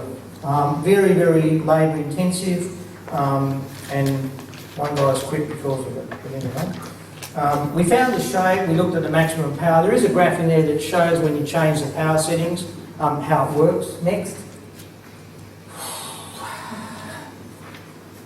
Correlation and trend. Okay. Correlation is a broad class of statistical relationships involving dependence. That is, they're useful because they can indicate what you can predict. Now, you compare a variable, say noise, versus the operation, say the power output of the wind farm. You look to different classes of mathematics to see where it could occur. Because the noise levels change with the power output of a wind farm, it's an extremely complex manner. And I did have one guy try and do the stuff, and as I said, we just couldn't get any correlation with the noise levels based on the residents' observations. We even tried with sensation and correlation. Well, we got somewhere up around about 0.65, but not really good. But when we do the wind versus the DVA or the linear level, we're up above 0.9, which is a real good correlation. But we don't want to know that we're getting a noise level versus the wind. We want to know what the noise level is versus the wind farm. So none of that worked. A trend line is used to go through the data points and see what the shape or the plot of it is. When you look at it, it fits in a pattern which is shown all the way around the world. You can get correlation, but we need a lot more data. 16. Okay, there were no physiological complaints requested for the diary observations. I've already said that they were presenting the severity values for noise, vibration and sensation. The residents had an obvious concern about their privacy. There is nobody outside my office that's seeing any of this material. Either the noise data that goes in all the wave files, but more importantly, none of the diaries. And there was a concept that if the diaries, if they agreed to it and they were going to go for statistical purposes, the left-hand side had the sensation, vibration, noise, and the right-hand side had the personal information. It was never intended that the personal information would go out in any way, shape or form, and it was considered that none of the severity rankings would go out because we didn't know what we were going to find when we started. I mean, the whole thing could have been a big flop and find nothing. It looked like it was going that way for a while. So the question here that says extremely low wind speeds. Now, I've done the analysis, so we're talking about 16. I actually don't know what this means. I have no idea. Because if you've got extremely low wind speeds, the turbines aren't operating. They're not generating power, but some of them might be turning. If you go and stand down there and look at a wind farm, you'll see they're not running in sync. you'll see there's different speeds all over the place, and you'll find some operating and some aren't. So the concept of extremely low wind speed is a bit sort of weird. I don't know what it means. I've already shown some graphs here about what happens with the change in the different winds. The complete shutdowns doesn't mean that you've automatically got low winds or extremely low winds. The shutdown stopped and the winds kept on going because we didn't tell them to stop. When the turbines stop on their own, then there's no wind. Okay, that's pretty extremely low. But in terms of the shutdown for getting the data, the wind kept blowing and the turbines didn't turn. And that's how we're able to get the data of the turbines on their own. It is incorrect in that question to say that in low wind speeds the turbines were not turning. It may be appropriate to say that the turbines are not generating power. And we found, luckily, by doing the work on turbine 13, and for acousticians in the room and wind people, if you look at the data for turbine 13 and 14 that shows the rotor speeds, the power output and everything like that, there is a wealth of information in there if you look at it in the analysis, because we can see when the power stops generating. We can see that, but we can still see that the turbines are going. So this question is a little bit mixed up. The wind speeds are an average wind speed over 10 minutes provided by Pacific Hydro, and the part of the problem that we had was that in the low wind speeds or low power output as determined for what was going on, the residents had some high sensations. That is, some of the turbines that I showed earlier in the graph were coming in and out. Now, one resident undertook observations pretty much full time. And noted the noise and vibration, and in general the observations that I've said during the shutdown were lower in their severity levels, and that doesn't seem to have come out in some of the adverse comments. Later on, of course, the residents, when they understood from the consultative meeting what the change in power output meant, they actually, because they know what the wind's going to do in the area, they know this breeze has come in and it's starting to die off, they started to know and observe what was going on, and then reported back and said, wait a minute, your hypothesis is right. We can see what's going on. They're the best feedback to tell you what's going on. 17. Well, again, this question is... Mr. Cooper, could I just interrupt? Your numbers to the questions do not line up with the numbers on the paper. Oh. You're one off. I got two sets of questions, and the second set of questions had one missing earlier and changed all the numbers. And I think one of the questions had a dot instead of a number on it, and I've corrected. Okay. I'm sure everybody's noticed. Okay, so my 17 is what, your 16? Yes. Okay, well that's good. For my 17, your 16, I'm saying the question is presented, it's out of context and it's misleading. Yep. The rotation of the turbines generate discrete frequencies. We saw that wonderful slide for the convention to Tahiti that showed that, and it's a fundamental of the speed of the rotor with the harmonics. If the speed of the rotor varies, then so does the harmonics. In some terms, harmonics, in a musical sense, also the first frequency is harmonic 1, but in an acoustical sense, the first frequency is the fundamental, and twice the fundamental is the harmonic. And Australian Standard 1633 gives you both options. So sometimes you just have to see, like, Les uses the musical terminology, and I use the spacing of it. Now, there are resonances effects. If we have this glass and we tap it, it will sing at a frequency. If I drink some more water when I get a break to let my throat ease off, there'll be a larger volume of air in the glass and the note will come down. So that's a resonance. And structures and buildings have resonances, and so do turbines. And so it's got structures in terms of its diameter, the blades have got resonances. All of these occur. Now, in certain speeds, there's actually controls on turbines to try and get them through these resonances. For those who have a mechanical workshop or something, they know about speeds of motors and if they've got springs And if they get the motor operating at the same natural frequency of the spring, it'll destroy itself. And so you have vibration isolators, and the idea is get the speed of the equipment through it, so therefore it can operate without causing a problem. If you don't, you've got a disaster. So the turbines themselves can have even things like the towers bending. They're designed to move. When they move really a long way, they fall over, but they're designed to move a little bit with the wind and flex. So you get all these resonances.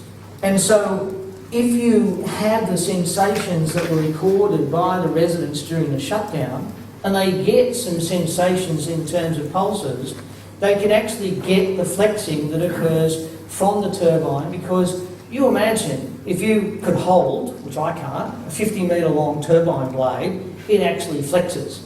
I got some great photos standing underneath them about how they bend out in different levels of wind, and you see these blades. When they're stationary, I set a microphone under the blade. The thing starts up and the blade's out over here. So I'm in the wrong spot. They actually move quite a fair bit. So they can vibrate and sing. And these are things that we call resonances. And so what's happening is that you can get some of these resonances and watch them. The vibration that I saw on the tower, they are showing pulses. If you amplify them, you can see natural frequencies. Now, the SCADA data that's available is generally 10 minutes, and for 2 of the turbines I got it in 1 minute. They couldn't give me any more. If I'd been able to get 1 second, I would know what the wind was doing, but I didn't get that, and that's for further research. Now, my 18, which is your 17, talks about some of this stuff. Now, if you actually look at the material from the Australian, you'll find that I actually didn't say there were resonances were recorded when the turbines were operational. I talked about vibration, I observed gusts, there were changes in perception, and none of the sensation observations were expressed in terms of results of the towers vibrating. The residents had no way of knowing what the towers were doing, just as they had no way of knowing what the substation's doing, or no way of knowing what the power of the turbines. No, they didn't have any of that stuff.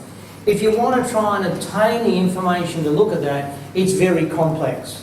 We need to somehow to be able to find tacho signals from the turbines, from a whole group of them, relay them back to a control centre, have sensors over all the turbines. Like, it's mega bucks. I don't mind doing it, but it's a big job, and it will take a lot more than just me standing there doing it.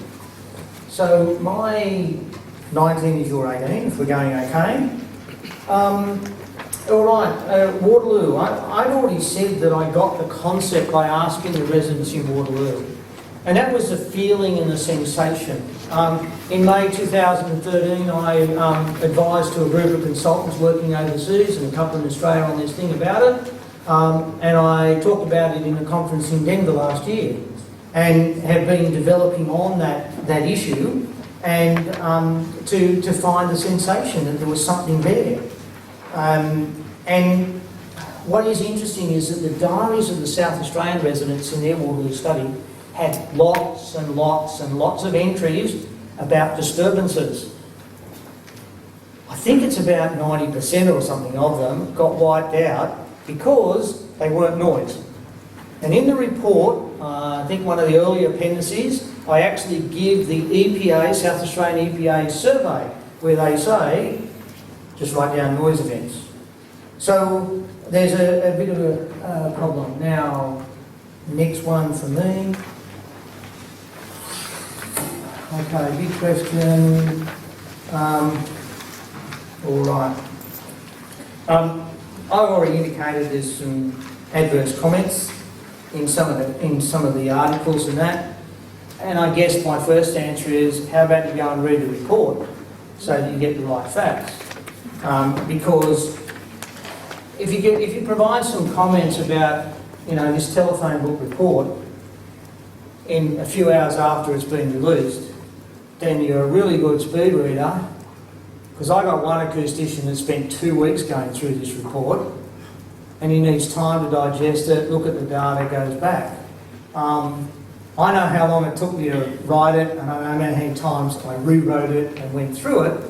But I think if you're going to come up with an answer about what the report says or does in a matter of 2, 3, 4 hours, 8 hours, well, let's have that acoustic genius up here, because then they can help me solve the problem.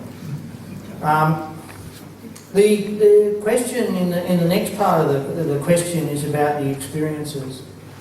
And this is, this actually is very disturbing for me, because I went through the diaries to answer this question.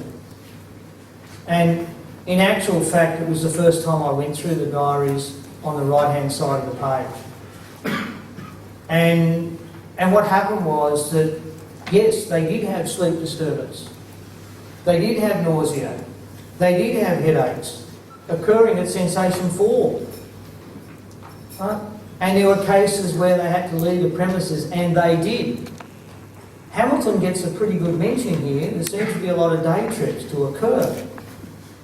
But if you were able to read these diaries, you would have to be moved in terms of it. Now, I've met with lots of residents, but really, you know, I'm embarrassed for what I put these residents through, if I'm responsible for doing this, in terms of it. But there is some mixture between sensation 4 and 5. So we've got a variability, and that's part of what's looking on. Some people will take sensation 4 as being what we call sensation 5. And others are taking 5, which is 5. So we could very well have more issues that should be sensation 5 that aren't reported in the study. Because in the next one, this whole thing is a range of feelings. And the way I looked at it when I did the study, and certainly when I went through the diaries, it's clearly a worst case scenario. I've talked about the 90%, so let's go to the next one, where I've got to start giving you some more new information. Okay, please explain shadow zones. We're actually going to get a bit of exercise in this. If we take the concept of a light bulb, and there's enough here that know what an old-fashioned light bulb is, not these halogen things, the light streams out in all different directions. Okay, there's no restriction on it, it goes everywhere. So what happens is, in a noise, we call this a point source, because it goes everywhere. If we put the light on the ground, then the light won't go into the ground, and it'll just be radiating above the ground, and we call that a hemisphere, because it's half a sphere. So we have the same thing in acoustic terms. And what happens is, as the energy comes out, it gets to a point and it radiates as another circle. So we get a diagram that comes out as an expanding hemisphere. So we're just starting 2 dimensions for the moment. If we have a whole pile of lines and we put all the points together, then it becomes a line source, because they all add up and create a line, until the end when there's nothing and they start to curve in. So traffic is a whole pile of vehicles along in a line, and they predict the noise level as a line source. And the calculations are not 6 dB per doubling, but they come 3 dB per doubling.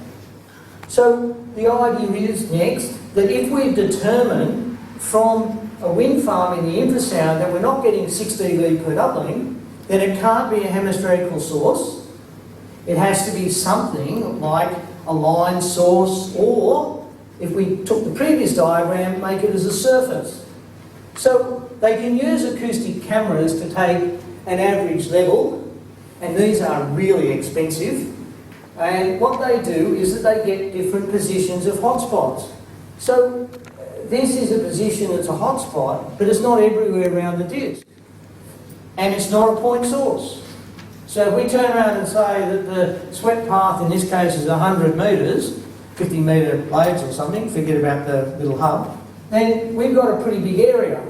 Now, we have different frequencies like colours of the rainbow, and the whole relationship of it changes with the frequencies. They can't do acoustic camera coming down to our infrasound and low frequency because of the algorithms and the size of the array that you've got to do. If you're doing a sound power level of an instrument or a machine under our stand, and you measure the area over a surface, You've got to do a pretty big surface to do a wind farm. I did ask could I have a crane, but Lane said no, we're not spending that money because apparently it's like $30,000 a day. And there's all sort of dangerous stuff. I could send some gear up without me, but the way that they measure it, they actually don't measure up in the air. They measure down in the ground. Next. So, if we imagine on the line source, we have now a surface area and we have all those lines, then the whole thing can be radiating out as a surface. So, if you imagine that it's coming out in a surface, it's got a totally different shape. If you put your hands together to create like a telescope and look through it, you get to do this now. When you look through your hands, you won't see what's down there because you've shielded. So what happens is we get a shielding effect where the energy is not dropping down. So, prove that it's not splaying out like a hemisphere. Professor Dickinson had this in his paper, cavitation of a turbine. It's not a wind turbine, it's a propeller. But what it shows is we've got a spiral wave. The spiral wave is not expanding. This one is, I guess that's a wind farm, isn't it? And it's not expanding. So what we have is that we've got a wave that's curling around, that's going out and focused around the energy. So this can't be a point source. It's radiating out in terms of a low frequency, which is sort of like a line source. Now, the conventional techniques of measuring in the near field for acoustics just doesn't work because of the size of these things. So you have a problem in determining the sound power level, and they're not really giving away cranes to do the work. Then what you've got to worry about is that if we take this wave that's going around, it's not there all the time.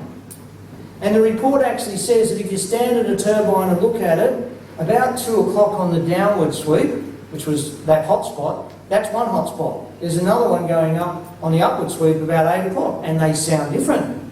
So the noise is not the same all the way over. So what you have is you've now got a phasing problem. You've got the sound that comes in and out for one turbine, and that makes it difficult to measure. And if you measure it on the ground at 150 metres from the base of the turbine, well, that's down in the shadow zone. And then if you've got a wind farm with turbines that aren't running at the same speed, they're not in sync, they're at different distances, then the whole thing of phasing comes in and out. It is complex, and dBA doesn't work. Next. Steve, where time's getting on a little bit, could I do want to have some questions from the floor? Could I suggest perhaps you pick out the most important answers, the questions and answers you think are the ones that are coming? Perhaps another 10 minutes on this. Next one, audibility. It wasn't audible.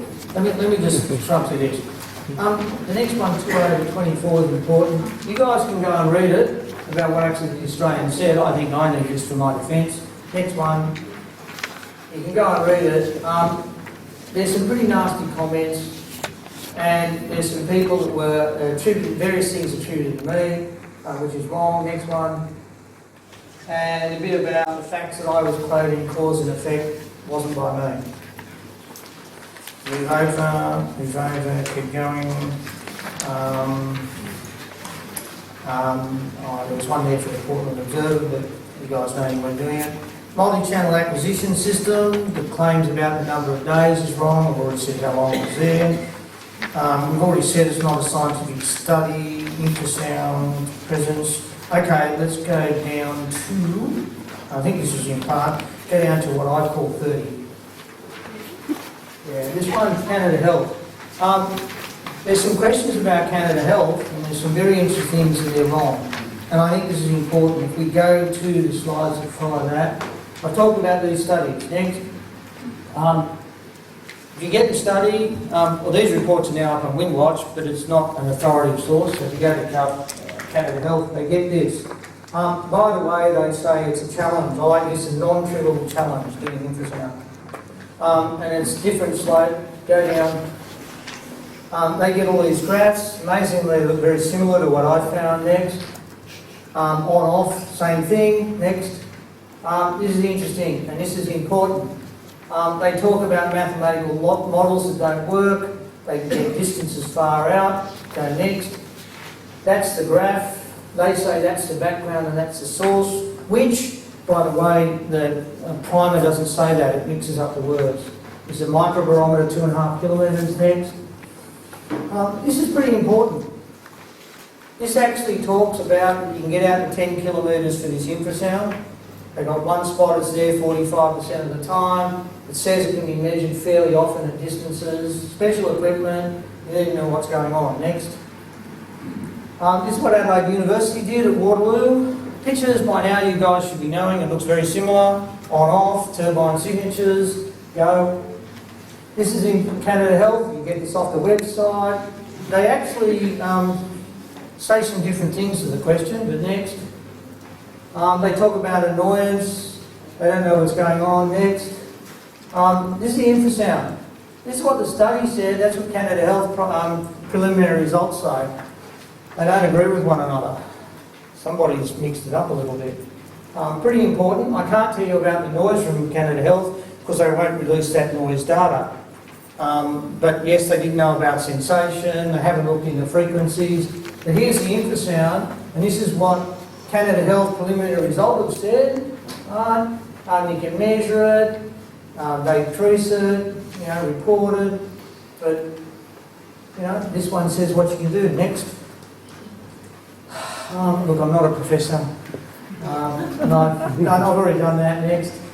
Okay, this is new, and I must probably stop at this one.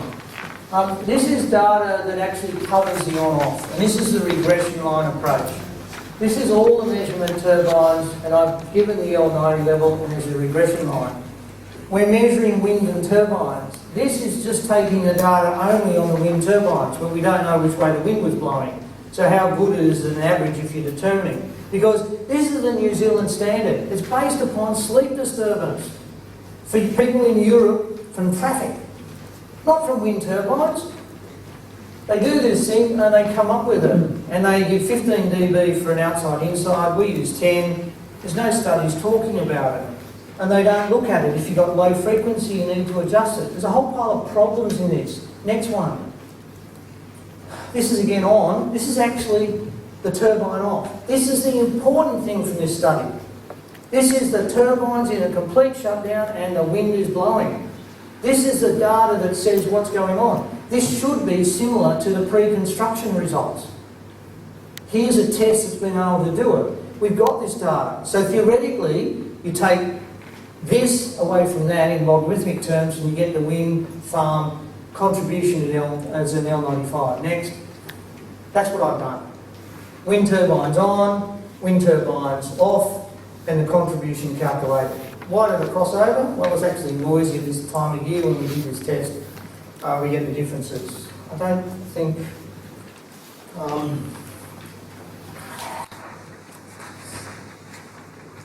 I only got up to my 33 and I had 52.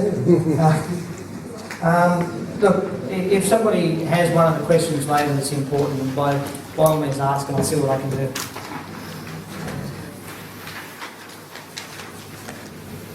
Okay. A remarkable effort, Stephen. Happy I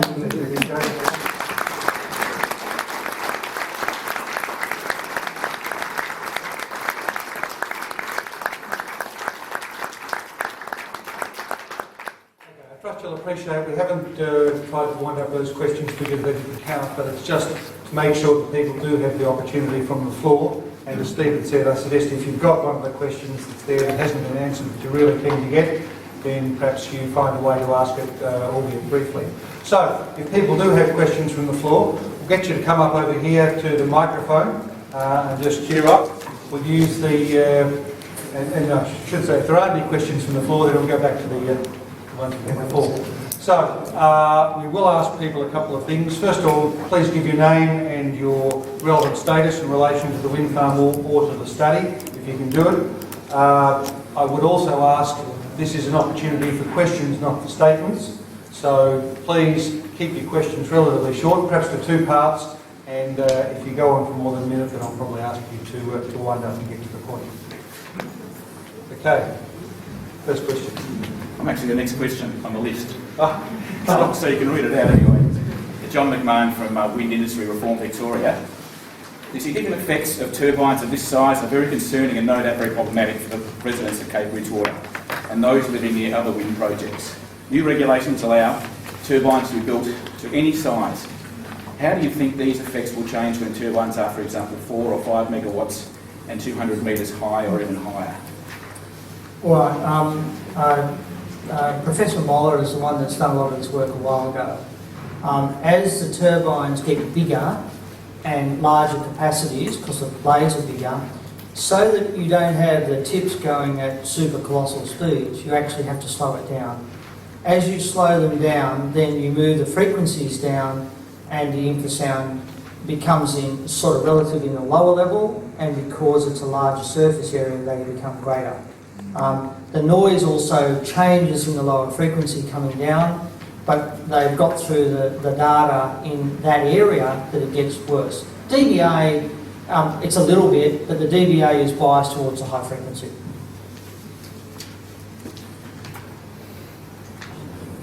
Okay, any other questions?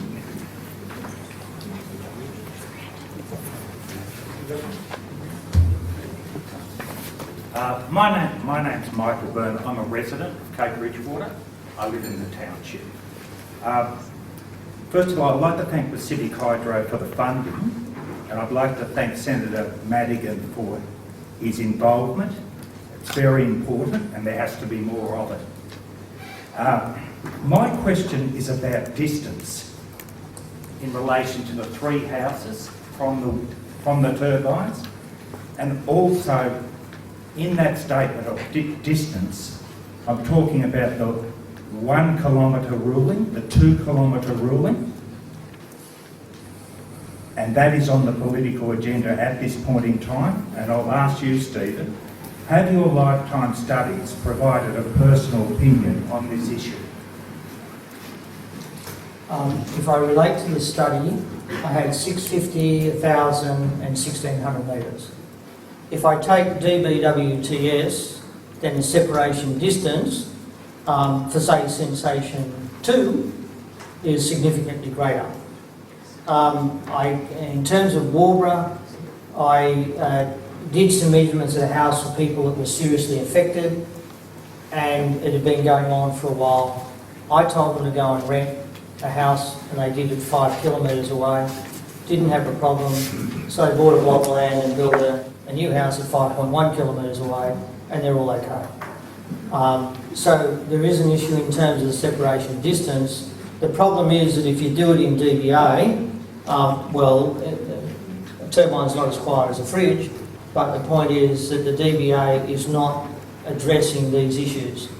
So at the moment, the regulations are in DBA and people are disturbed, so we need to look at it.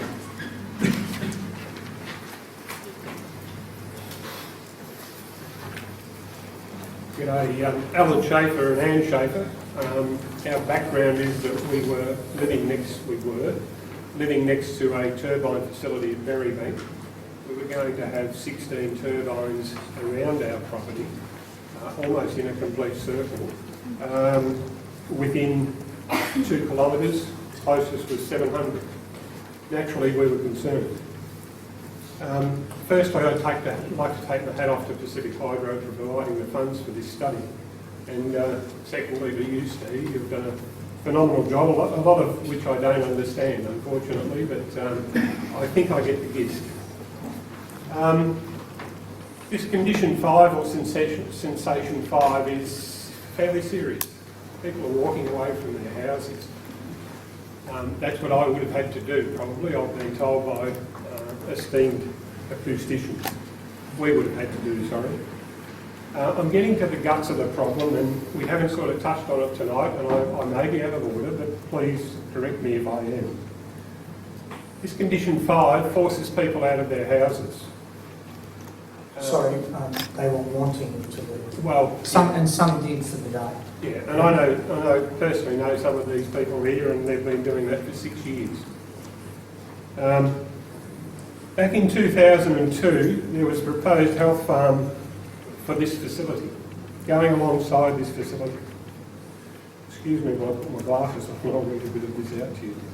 And I'm trying to keep it as brief as I can.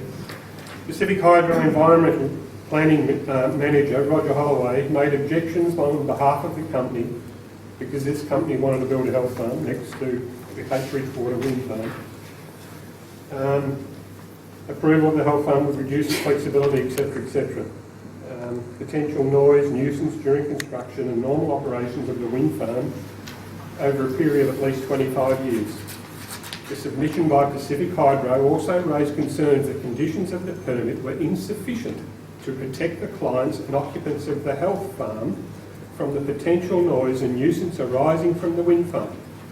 The conditions were insufficient to protect the wind farm owners, developers and operators from legal or statutory actions by clients, occupants, owners and operators of the proposed health farm. I can accept all that and I understand what Pacific Hydro were saying. What I can't accept is these three houses that you did the study on vary from 650 to 1.3 kilometres from the wind farm facility. Do you see the correlation? Pacific Hydro had just gone ahead. They've refused to have the wind farm there because of those reasons, and yet these three properties are still standing there. That's not a directly study-related question, but if you have a comment to offer, then that would be good. The outcome of the study, which is significant, and I've received a vast amount of positive comments from around the world, is that sensation is the description that residents affected by wind farms understand, and they now realise that they may have been talking about noise, not sensation. There are no criteria in any of the regulations around the world for sensation because you've heard it first, where sensation came from. So if the DBA and that doesn't work, but sensation is a new area, then that's what this report leads to discussion. And there is a great deal of interest overseas about it, investigating it and following on from this work. So if I've invented a mousetrap and somebody else can go further and invent a better mousetrap, then that's the mousetrap we want. And I understand what's being said, but I'm restricted in what I did in the study, and I think that we've come up with something to explain the concerns of residents because the DBA stuff doesn't. And that's, I think, where we're up to. Thanks, Stephen. Any more questions? Yep, come on over so we can hear you.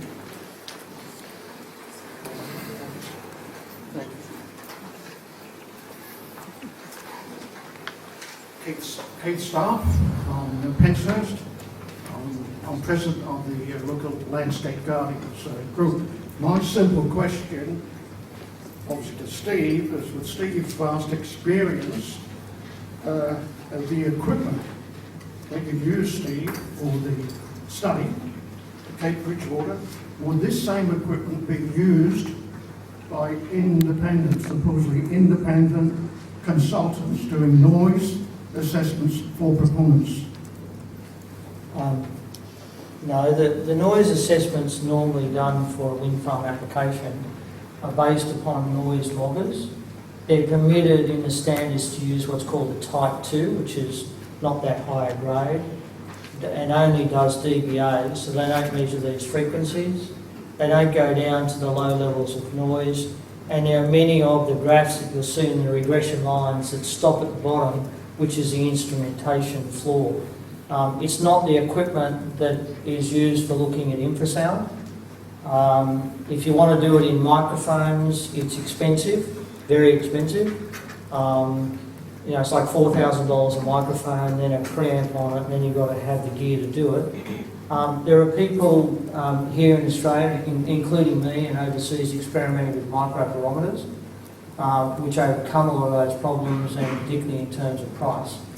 We need standardisation for it, and even if we use microphones, we need standardisation for doing the narrowband work. That's what that American standard was about as one method, but it actually uses or nominates very inferior instruments that you actually won't be able to measure the stuff properly. We also have a problem with the international standard for sound level meters, needs fixing up, and that's what I pointed out in the wind farm conference in Denver in 2013. So generally, you can't do this stuff, nor do they do it, and we've now got sensation, which is not DBA.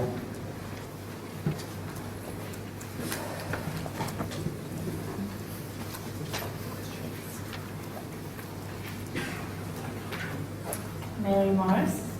I'm from near Waterloo Wind Farm, and I guess the study that the South Australian EPA did over there was where you got the starting point for your sensation ideas. My question is, can you just clarify for me how far away the residents were from the turbines at Waterloo that described to you they could tell when the turbines were on and off? How far away were they? Between 2.2 and 8 kilometres. Thank you.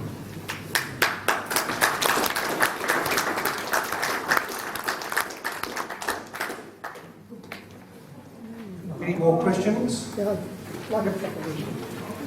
You don't have to wait for me to ask. If you have a question, you're welcome to come up and just stand behind the person that's asking the correct question now. I'm David Mortimer and my wife Anita are from the Lake Bonnie Wind Farm in South Australia. I'm not terribly sure who's going to answer this question or how, but if sensation impacts you described in your report were known in the early 80s from the Kelly study, that have been ignored, then from your report, who is responsible for permitting these adverse effects? Bearing in mind that my wife and I have been adversely affected from the effects of the wind turbines and the sensations since 2004. Who is responsible? In terms of the Kelly stuff, I think he had his curve the wrong way around for Infrasound, because I tried his curve and it didn't work. They had a different type of turbine. The symptoms that are expressed were coming from impulsive nature, and they clearly, I mean, he had a few mediocre groups of people to help him, somebody called NASA or something, and MIT. But the wind turbine signature is there out to 10 kilometres. As to the responsibility for how it's occurred, I'm just the noise guy. Yeah, okay. He's actually got a cramp in his leg. Should have a drink. Is someone coming to ask a question? Yep. You can walk up and down with questions that you have. I'm actually going to ask two questions which are correlated. The first one was that I submitted is number 34. As a Cape Bridgewater resident of House 87, I ask the following. From your report, can you derive a separation distance from wind turbines from homes based on sensations? For our 3 homes which were subject of this study, what should those separation distances be? Given the severity of your findings from the testing at Cape Bridgewater, would you accept that living permanently exposed to the reported conditions is a hazard? Okay. The House 87 is the one that's on, it's 1,600 metres, but it's actually on the side of the hill. The front door of the house is level with the base of turbine 27, at least by looking at a laser ranger. So it's in a position that it's fully exposed to what's coming from the turbines, and it actually was the one that was having the highest levels. House 88 and House 89 are in a shadow zone, so they actually got a bit less infrasound or wind turbine signature.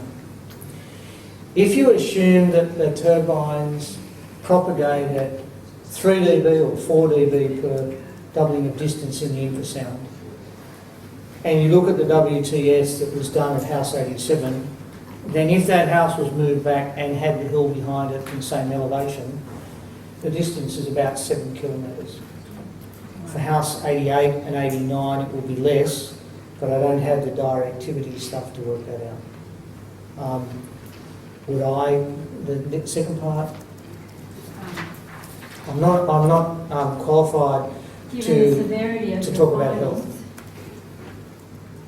Given the severity of your findings from the testing, would you accept that living permanently exposed to the reported conditions is a hazard? I'm not qualified to say that. If I look at it from what the residents have told me of Sensation 5, then it's certainly a problem living there. Would I live there, which is another question later on? No. Okay, so in correlation with that, number 46, what would be the ultimate resolution to eliminate the problems you have identified in your comprehensive report? So what do you see as a resolution for us residents who can't go back to our homes? Is there any resolution to do anything in relation to the wind farm so we can ever return while the wind farm is operating? I can't create any resolution. I've already said that I've got this result. I think it's pretty good, and there's a lot of people like it. Does it have the scientific rigour to create a resolution? No. Does it have the scientific rigour to change the current standards? No. But the current standards won't work for sensations, so there's no point changing them. It means an introduction of a new standard, and I say, yes, that's needed. And the report is the starting point, and really the opening statement that we had from Pacific Hydro and me was, this part tonight is about a discussion of where it moves forward, and it involves the regulatory authorities, it involves the community, it involves acoustic consultants, even though we just mentioned noise, it involves the wind farm industry. In other words, there's something there. People might be able to say they never knew that this existed. And I guess they can rightly say that nobody knew about sensation because nobody was mentioning it. So, therefore, if they didn't know, that'll be the answer, what do we do if we don't know? But there were impacts, and yes, if you go back to the Kelly stuff, then yes, it says that there were problems there. But the research didn't continue, and if the research now starts, then that's the starting point that we're at now. Look, I've just, as I said, come up with a mousetrap. Others have got to come up with a better mousetrap. And it was a lot of work to get to this point. So there will be a lot of work continuing. And it won't be Pacific Hydro to do it. It's not their responsibility, and they don't have the funds. They didn't give me the extra stuff that I wanted. So they won't have the funds to do a major study, and nor should they do that. I'm quite adamant in saying that. It's not their responsibility to go out and do these studies. We have to have the other debates. I mean, the federal government said a number of years ago that there should have been medical studies. They haven't been done, but I think they haven't been done because they didn't have the starting point. If we have the starting point now, well then it can be done. Because if you talk to doctors and everything, if they don't have the data, and there's not one person that I know of in the world that could do all of this work, that is, be the medical specialist for the multidisciplinary and also be an acoustician. They wouldn't be an acoustician because they'd make a lot more money if they could do those specialists. So it's a team that needs to come together. And I think that's the way that it goes. And that's all I can give from my perspective. I've already copped enough factual with the report, but I think that's the best that I can do. That's actually, I congratulate you on your question, because Stephen's given what seems to me to be a pretty good summary of the situation and looking forward. I think perhaps... Can I just ask one? Well, No, all right, one quick sorry, one. I'd just like you to clarify that, how do you feel about the current Australian standards for noise? Do you think they need definitely reviewing? Absolutely. I've said it's the Victorian standards the one to worry about, which is actually a New Zealand standard. So we've copied something from over there. It doesn't work if there's lots of complaints that say it doesn't work. So if you actually go to the basis of it and see that it starts with sleep disturbance, but doesn't look at that and looks at the numbers, then we need something to work on it. Same thing as the South Australian guidelines. They say that they're there to protect the amenity of residents that have wind farms. I'm not anti-wind farm, but you can build lots of them if you don't create a problem to the community. I'm a noise engineer and I deal with problems. And if there's lots of people that complain, then there must be something there. And that's pretty much how I started 3.5 years ago on this. And said, I think this is it, and I'll keep on looking. So yes, the standards or the guidelines or the criteria need to be looked at, and they need to be looked in the context of what's come from this report because it's something new. If they now have something new in front of them, then they can look at it. But it's not Pacific Hydro's responsibility to create the standard. But, you know, I mean, I've said time and time again, what they have done in this work is fantastic. Whether you like them or not, you've got to give them credit for what they've done. And they've stood there and they've said, this is what we're going to do. We don't know what's going to happen. As I told all the residents at the consultative committee meeting, I don't know what's going to happen. I've got an idea, but I don't know. And we've got something now that we can move forward. And there are hundreds of people around the world, my inbox has gone berserk, about telling me sensation works. And you think you got it off lightly. I had 4 very esteemed acousticians on Sunday morning, and it took 2.5 hours just to talk about the first part of the presentation tonight because of the questions they were asking. And they wanted greater detail. And I was very privileged to talk about what was in my report and for them to look at it. And therefore, I'm really honoured that it's not me, it's the people of Cape Bridgewater and it's Pacific Hydro and the people that run the wind farm. And yes, my guys, and I've done a bit of it. But it's all those people together that have got us to this point. And without you people, and without Pacific Hydro, and without the wind farm being there and giving us all the data, we wouldn't have this information. This is a world's first study that's been done in so many different areas, and there's a lot more yet to come out of it. Go and look at turbine 13 and 14. There's a wealth of information in there that nobody's known about. I don't have the answers yet, but that's what we've done. Okay? All right, take one last question, I can give you for a while, and then we'll have Lane Crockett to some project remarks. My name's Anne Gardner. My husband and I live next to the MacArthur Wind Farm. We have the misfortune of being impacted very badly by infrasound and the sensation since the start of October. First of all, I'd like to thank Pacific Hydro and the residents for all their work. We've really exposed a very serious problem here. But Steve, earlier tonight, you mentioned that as the turbines, the generating capacity gets larger and the blades are bigger, therefore the developers are forced to reduce the speed at which they turn, which in turn reduces the frequencies to a much lower level. And given that MacArthur has 3 megawatt turbines and 56 metre blades, and Cape Bridgewater is only 2 megawatts, in your opinion, would generators of 3 megawatt capacity produce far more serious and disturbing findings than at Cape Bridgewater? In terms of the energy, as I said, Professor Moller took to that point at saying that there is more energy, more low frequency. As to the last part, to say that there's a more serious impact, I haven't got the measurements, so I don't know. And if you do the Cape Bridgewater survey, which by the way, for some people is already happening in America on a couple of wind farms, including one that's been declared a health hazard. They're doing this work. So if you do that, that'll give you the basis, because we need more study. MacArthur has a problem in that it's got a lot of them in a line. And so what can happen is that you can get an enhancement of it and make it worse than a 2 megawatt turbine. But I don't have the data. But if the council wants to do the study, I'm okay to do it. In terms of it, so I can answer part of your question, but not all of it. Okay, thank you very much.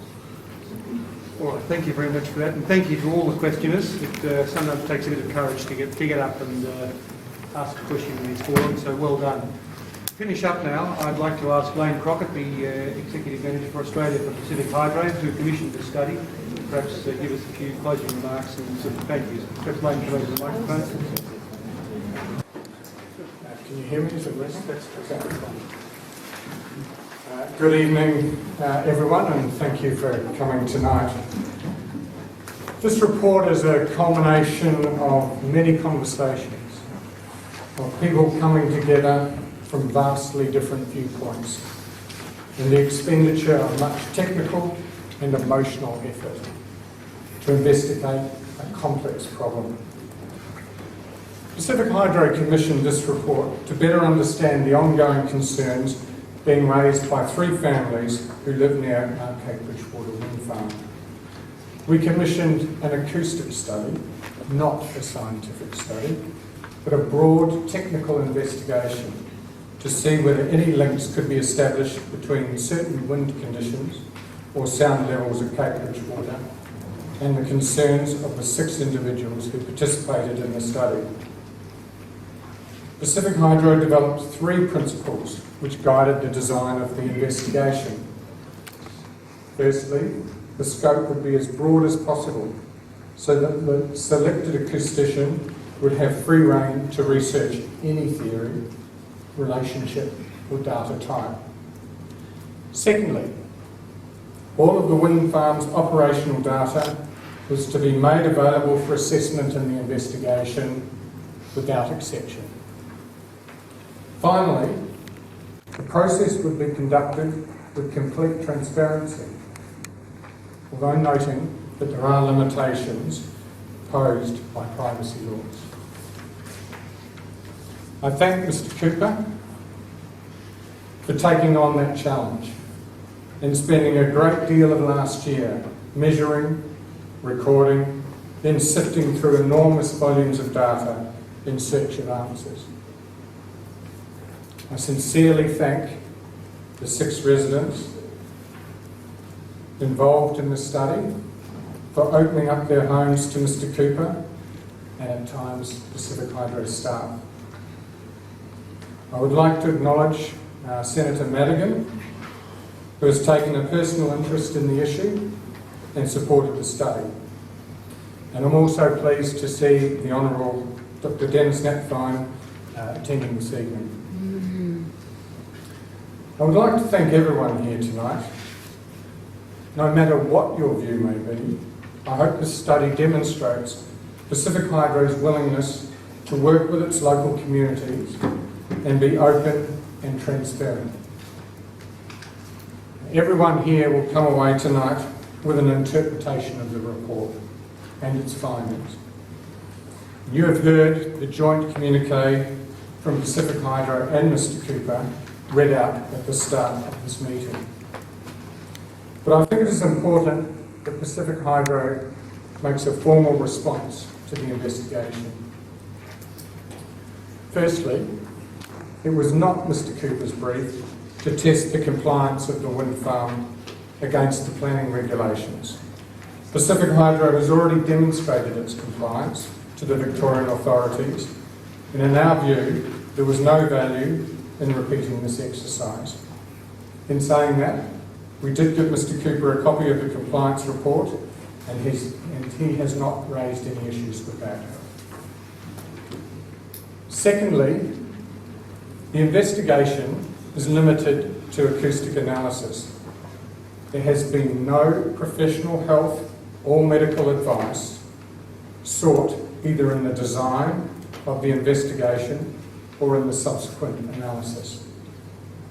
It has been conducted with the single intention of trying to better understand acoustic conditions at the wind farm and whether a link could be established between any such conditions and residents' concerns. Mr. Cooper has delivered a report of considerable volume outlining the steps of his investigation and subsequent analysis and findings of the study. This body of work represents an important part of the continuing efforts to better understand the operation of wind farms in the local environment. When we commissioned this study, we did not know what it might reveal. However, we were always prepared to address any issues that were found to be quite evident or that led to a strong conclusion. In this instance, the acoustic investigation has determined that, based on the data at hand, there was no correlation for noise or vibration with respect to the operation of the wind farm and residents' observations. The study did, however, identify a unique sound signature in the infrasound range by conducting narrowband measurements. This was no surprise to us, as all mechanical machinery produces a unique sound signature. It should be noted that this band of infrasound frequencies is below the accepted audible threshold level that such frequencies are unable to be heard by the human ear.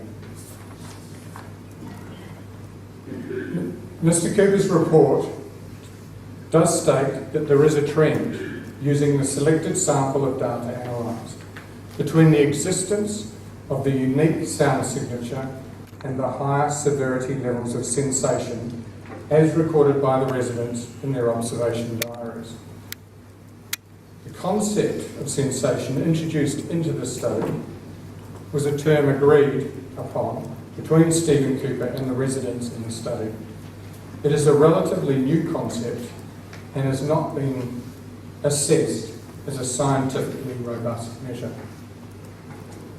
As was said earlier tonight, both Pacific Hydro and Mr. Cooper agreed that the results of the study identified that further study would be required to obtain a rigour that would withstand scientific scrutiny. Such study would go well beyond the scope of work of Mr. Cooper's report. Perhaps Mr. Cooper's report will be an input into the National Health and Medical Research Council's proposed further studies, which have recently been announced.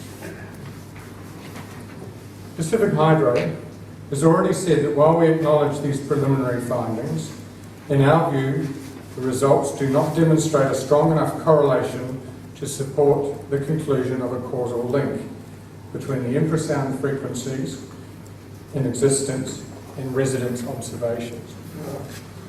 The study was not a health or medical study, nor was it a scientific study. The findings are based on a very small and purposely selected sample size and also a limited data set. Accordingly, the report itself concludes that the findings do not justify any change in regulation. Mr. Cooper's report calls for further study into a number of areas. As you may be aware, we have provided the report to relevant federal and Victorian state bodies which take an interest in wind farms and communities. And Pacific Hydro would welcome any further studies by any of these entities or by others. We are also making arrangements to have the report peer reviewed, but as this work is not yet completed, we will advise of progress in due course. We undertake to make public the results of the peer review. As the report indicates, it is beyond the scope of Pacific Hydro to conduct further research or investigations into this matter, and we will now close all complaints that led to the commissioning of the report. We are also satisfied that we have gone as far as we can in attempting to find a pathway to resolving the residents' concerns at the Cape Bridgewater wind farm. This means that we won't be modifying the wind farm operations at Cape Bridgewater, and as a result of feedback received, we will be disbanding the Cape Bridgewater Community Consultative Committee. Finally, there is nothing in this report to justify any form of compensation. The Cape Bridgewater wind farm is a fully compliant wind farm. However, we do not want this to be the end of our engagement with the Cape Bridgewater community. Rather, we hope it's the beginning of a new journey based on transparency and trust. There are two main actions the company will now undertake. Firstly, tomorrow we will be meeting individually with the residents involved in the study to discuss the outcomes in relation to their personal circumstances. Secondly, we are reviewing our community engagement and programs to ensure that continuous improvement is at the heart of our own dealings, both operationally and in the community. And some of you have already had a home visit from us at the first stage of that engagement. So again, I wish to thank everyone involved in this investigation, and to thank you for coming here tonight, particularly those who I understand have travelled some distance to be here. I wish everyone a safe travel home, and thank you.